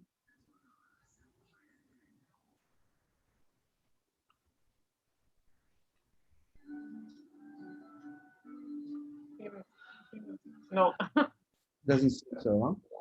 Yeah. Okay. So again, just to remind you, so this patient, I had mentioned that doesn't have medical insurance. She's a cash patient, was not eligible for, having a file in the public sector. And so azathioprine was brought up as an option. Now, As you had mentioned, the literature behind azathioprine in UC is fairly weak. Having said that, it's quite useful in patients who are clearly steroid dependent. And in those patients, the main issue is usually intolerance. So you have around 18% of patients, so about 1/5 of patients develop adverse events during induction. And out of the ones who respond, a significant proportion also develop side effects during follow-up. And here you have up to 30% of 1/3 of patients during follow-up develop side effects leading to discontinuation. Some of them can be fairly severe. So she was started on azathioprine, don't have TPMT. She developed severe nausea and vomiting, persisted despite giving antiemetics. Patient elected to stop it. At this point, we again discussed the option of going on a biologic and trying to find a way to do that. You know, you've taken into account her financial situation. So, what biologic would you consider starting next? And I think Nala had alluded to comparing vedolizumab with Humira. There's other options like Stelara. There's also infliximab. Today we talked about biosimilars and originator molecules and about cost. And this is a good example. You have a patient that has concerns about cost, and there's a financial burden here. So how would you choose how to proceed next is very important. Now, if you look at the evidence, if you look at, prior to Varsity, we only relied on network meta-analyses to compare between biologics and IBD in general and in UC specifically. And you can see the very close, similarity between these agents. And it doesn't seem that there's a huge difference between anti-TNF and vedolizumab with regards to efficacy. Now, following Varsity, which was the first study in IBD to compare, to have a head-to-head trial comparing two biologics, and we know that there was documented superiority of vedolizumab over adalimumab in patients with moderate to severe ulcerative colitis. We can see here there's a delta of about 12% with regards to mucosal healing during follow-up. Now, another agent that recently showed a lot of promise in ulcerative colitis is ustekinumab. And one of the very nice and important endpoints that ustekinumab leads to is histoendoscopic mucosal healing. And you can see here that close to half of the patients in Unify phase 3 study had documented histoendoscopic mucosal healing, which is a very significant proportion when compared to the other groups. So based on all of this, would you start an anti-TNF, vedolizumab, ustekinumab, or would you go with the option of tofacitinib, which is the option presented and discussed by Dr. Al-Amil today? So I guess it comes down to, in general, to access. If I look, once I looked at the patient's colonoscopy with those severe deep ulcers, although from an effectiveness standpoint, any of these biologics can be used as first line. And like I said, tofacitinib here, unfortunately, we have to use it as second line. We can't use it as first. But this is probably more of a personal opinion rather than evidence-based. When I see these deep, large ulcers, I tend to go to infliximab. I'm not using adalimumab as first line for UC based on the data that you presented earlier. But my inclination when I see those large, deep ulcers is to go with infliximab or a biosimilar of infliximab.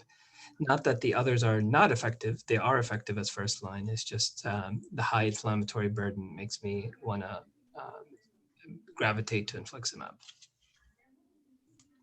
Professor, mostly I'm just talking about you get about 3 years to pass to the step of biologics. I know that the patient in the public patient is not covered, but looking from the start, I don't know any data about the extent of the UC through colonoscopy. I know you put the severity and you put the treat to target as a machine using 5-amino salicylic acid and then shipped with azathioprine. I think the patient, I don't know, it is left-sided or pancreatitis. It's young age. It's a long journey now, about 3 to 4 years to take that decision to shift to biology. It is, I think, the patient suffering from more and more relapse along the last 2 years. And you add, yes, azathioprine, and we are all of us thinking about the high effectiveness of this azathioprine to 5-amino salicylic acid in response. And when it comes to the biologics to select, I think we have to omit tofacitinib according to the its label and to be the second now. In spite there is some clinical data about to be used as a first now. We have to shift to anti-TNF, Vido or ustekinumab. Still, infliximab play a very good role. The patient is biologically naive, but we have to know more and more about the patient profile. If there is anything inside the patient profile to prefer anti-TNF or Vido or ustekinumab or not. Thank you, Dr. Azad. That's a very important point. So I did mention at the beginning, she had proctosigmoiditis. So it was mainly a left-sided disease. And the other point is that the patient went into endoscopic remission based on the colonoscopy image that I presented shortly after treatment with 5-FSA. It was only until January 2021 that she relapsed, and at that time the colonoscopy showed the Mayo 3. So she was actually in remission for a very long time, close to 2 years almost. But the relapse that occurred recently, it was quite severe, and then that's when we tried azathioprine, but she was intolerant to it. With regards to the patient profile, she doesn't have any extraintestinal manifestations. She's a middle-aged female, no comorbidities, doesn't work in healthcare. So the risk of infection, I would say, is average for this patient. Now, the reason I kept tofacitinib as an option, so here in Saudi Arabia, we're not restricted to using it as second line. We can use it as first line, but the main reason I kept it here is because it's an oral agent. And because during the COVID-19 pandemic, that's a question that lots of patients asked about, is the availability of oral agents that prevent the need to come into the hospital to receive an infusion or so. But all these mostly, do you consider budesonide MMX in this patient if she cannot offer? So she's a steroid dependent. She already got prednisone, and she's obviously a steroid dependent patient. So I would doubt that, de-escalating from a conventional steroid to this MMX would make a difference. Yes, and it is good for mild to moderate. Not once for her. For me, she is more of severe. Yeah, she's towards the severe. Yeah. You consider here the steroid dependent? Afwan, sorry. You consider this patient as steroid dependent or not? Yes. So she received 3 courses of 2 rectal and 1 oral within the past few months, following the presentation. No, it had no way now is to choose biologics. It's steroid dependent, and I think we have to select according to your current status in Saudi Arabia, which type. Yes, so we need to choose between these biologics. So go for infliximab. Okay, so you would go with an infliximab. Mahmoud. Tfadal, yes, Abdullah? Yeah, what's her clinical status? Is she inpatient? Is she outpatient? Are we dealing with acute severe, or she's a stable outpatient? No, she's an outpatient with rumbling symptoms and clear documentation endoscopically of severe disease. Yeah, so definitely after ruling out an active infection, issue of adherence, steroid dosing, ruling out the possibility of acute severe, having a biopsy for CMV and CDF, so sampling. Infliximab is an attractive option, yet I'm concerned about immunogenicity in her. So she failed azathioprine. Methotrexate would be a concern in a lady who's in the childbearing age to add it for immunogenicity dose. Yet the severe endoscopic picture, infliximab sounds attractive. Again, you come to the fact of prescribing a biologic in the era of COVID, so some patients will shy away from intravenous option. Adding the cost, variable here, then adalimumab biosimilar as a sub-Q would sound as an attractive option here. Despite the fact that I know some of us tend to shy away from adalimumab in ulcerative colitis. Yet, I mean, just keeping all the variables in mind, the cost, the COVID, the patient profile. I think I need a quick biologic rather than vedolizumab. I need an anti-TNF that has less immunogenicity, and I can give sub-Q. So adalimumab biosimilar is a reasonable option here. What do you think? Yes, so taking all those points into consideration, so you definitely will end up treating her as with a monotherapy rather than combination. So there's the risk of immunogenicity. You have the concern about cost and availability, and it seems that there's no real reason to go with an anti-TNF. Absence of extraintestinal manifestation. So in this situation, I had originally prescribed for her a adalimumab biosimilar, actually, based on looking at all the options and the cost and everything. I prescribed Amgevita, but then the story had a happy ending because the patient was able to get exception to open at our university hospital file, and at that point I did manage to start her on ustekinumab. Using IV weight-based dosing followed by 90 milligrams sub-Q every 8 weeks. She did have a clinical response within 4 weeks, and a colonoscopy is planned soon, hopefully, to follow up on the endoscopic response. So just a few take-home messages. A large proportion of patients with UC do well only on 5-ASA and do not require treatments beyond that. High-dose 5-ASA and a combination of oral and rectal 5-ASA gives additional benefit during induction. Premature decrease in the 5-ASA dose is associated with high risk of relapse. Although azathioprine is useful in steroid-dependent patients, its use is associated with significant adverse events during induction and maintenance, which leads to discontinuation of therapy. UC is a progressive disease. Mucosal healing is the endpoint to target using a TT strategy in a personalized step-up fashion. Choice of biologic therapy is based on patient profile, including age, comorbidity, history of cancer, presence of EIMs, risk of infection, and availability. That's the end of my case. Thank you very much. Thank you. Thank you.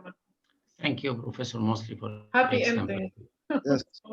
She is the patient control. But back to high dose of 5-ASA, I usually keep it for pancolitis. The trick to sigmoiditis, actually, the data, I reduce the dose for compliance, for a side effect, cost, and etc.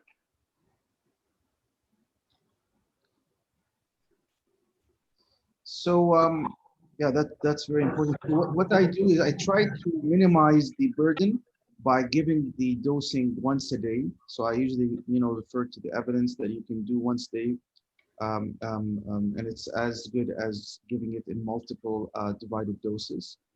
And with regards to the location of the disease, you're right, it's probably more important with pancolitis.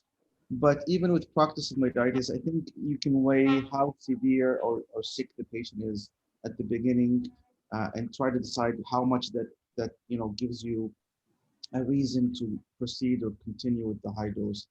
But you know what? As a habit, I just think that patients on the high dose do way better. And if the concern is the side effects, I don't think it's dose dependent, and I usually tell that to the patients. Dr. Mosley, beyond the cost, if you have the 4 medication, how to select and with what your advice? I think the point that just avoid the talk about the cost. Yeah, I think the points you raised are very important. So knowing the patient's profile, so you know, age, gender, comorbidities, history of cancer, presence of extraintestinal manifestations, you know, patient preference with regard to route of administration. All these are very important points that you have to take into consideration. There's not one size fits all with regards to choice of therapy. You have to really tailor it to the patient's profile. But if you put all of them side by side, it depends on which is the most important parameter that you look at. So for example, during the COVID-19 pandemic, there's a lot of concern about infection. And before, all the data suggested that, you know, biologics don't really influence the risk of infection. I think subconsciously there's a lot of us, you know, going with non-anti-TNF biologics just to try and alleviate that concern of infection. So maybe at the beginning there was more choice of vedolizumab or even Stelara over anti-TNF. Now, if you were concerned about, you know, worsening of extraintestinal manifestations, that's when you would probably avoid vedolizumab or selective glucoside adhesion molecule inhibitors in general.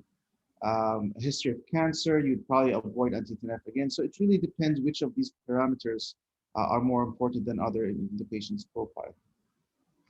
Do you think that the intolerance to azathioprine will be a player to choose the best biologics? Yeah, actually it is, because I almost never put patients on infliximab without having azathioprine or even methotrexate or another immunosuppressant combined with it. So maybe that would be a reason for me to avoid infliximab at least. Now, if you would go with vedolizumab or stikinumab, you don't really need to combine it with an immunosuppressant. The literature is quite clear that adding azathioprine on top of vedo or stikinumab provides no additional benefits. Thanks. So I think now, Prof. Ibrahim, Dr. Musali, can you? Yes. So it's first of all, thank you all for these wonderful, very useful and very informative talks. It was a pleasure listening to all of these presentations, and I think we've all learned a lot. Great pleasure to introduce the president of the Pan-Arab Gastroenterology Association and the founder of the Pan-Arab Crohn's and Colitis Association, and you know, the godfather of GI in the whole region, Professor Ibrahim Mustafa. It's a pleasure to have you, and Professor Mustafa would like to give us a few words. Thank you very much, Professor Mosley. I am very sorry to be late because of some patients' problems, but it is honor for me to listen to maybe since 1.5 hours to this fantastic very high level of cases. What I like to say, it is I am insisted to guarantee that this group of doctors and these organizations will be maintained. So I insist to be with you in all meetings to insist that everything is running well until you have the first meeting in Cairo and second meeting in Saudi. At that time, I think she will be at that time enough to be all around the world. This is my word. Thank you, Dr. Musli and Dr. Nahla, for very, very, very good organization and a very high standard of science and a very good discussion from all the professors. And I hope all the people, all the board to be successful. And what I like to say, this is a success that you have an opening, that you have a meeting in Cairo and then meeting in Saudi Arabia, and then Nahla will promote to you and Dr. Hussein at the end to enclose what will happen in the futures. So I hope every one of you succeeding. I hope to continue. I'll be with you If any problem, I try remove this Ahmed now. I try to solve any problems happen, and this is my duty during last time and also in the future to solve all the problem happen, and I solved some problem today. So thank you all of you, and for the nice cases presented, very sophisticated cases ended by Nahla and Dr. Mosli. Hope success all of you, and see you very soon. Thank you very much. Thank you, Prof. Ibrahim. Your presence always a pleasure and support for all of us as a president of the Pan-Arab Gastro Association and the founder of PACCA. I would like to thank all my colleagues and the speaker for today, Prof. Iftikhar, Prof. Dr. Badr Bawardi, and Dr. Turki Lamil, and Dr. Abdel Ilah, and my colleague and friend, Dr. Musali. Ahmed, can you share the slide? Actually, this is the start. As we said, we just kick off this association recently, and this is the first regional. We are looking for a lot of upcoming meetings all over the Arab countries. And we are looking forward for the next regional PACCA meeting. It will be conducted by our colleague in New Emirate and Bahrain, Dr. Mariam Khatri and Dr. Mahiba. That will be, inshallah, September 2021, and will be announced the date soon, inshallah. And we're looking forward for our annual meeting, which will be conducted in Egypt, Cairo, soon in next year, once the situation is suitable. Thank you for our chairperson, Dr. Prof. Izzat. You really your contribution really enriched the discussion. Dr. Fadda and Prof. Ibrahim and all Dr. Hussein, Prof. Hussein, that he apologized. He had also a phone call like me. Thank you. I saw some from chat box about thanking all the panelists and Nahla. Yes, we insist after you announce about the Gulf, Mariam, and you succeeding in Mariam and Nahla to and Mahiba to be in September, but we will also have another one, inshallah, with Jordans. I will encourage them to do that in beginning of next year. So by these regions, we finish all the region, and then after that we have a big, huge meeting in Egypt by Dr. Izzat and Dr. So I will try to keep another regional meetings after Gulf, and I will inform you when I finish with them. So so that everyone indulge it. Okay. Shukran, Prof. Thank you. Mahmoud, Prof. Izzat, any closing remarks or? Yes, just to thank our sponsors, Al Hikmah and Novartis for for sponsoring this event, and also to thank Prof. Iftikhar for his wonderful talk. I thank you all again, and hopefully, inshallah, we'll meet again soon. أنا أحب أشكر بروفيسور نهلة وبروفيسور محمود على المجهود الرهيب جدا، وشكرا للشركتين السبونسر واللي تعبانين معانا. أنا عارف كويس جدا الفترة اللي فاتت. طبعا مش بقدر أفوت كلمة من غير ما أقول بروفيسور إبراهيم ومجهوده معانا حتى في آخر دقيقة انسيست إنه يخش ويسبورت أس، وده اللي متعودين عليه منه دايما. مبروك علينا الريجنال ميتنج والفيرست والسكند. And I think, as Professor Ibrahim said, the PACCA will play a great role along the IBG globe, and when we are working together. Thank you again, and looking for more and more collaboration.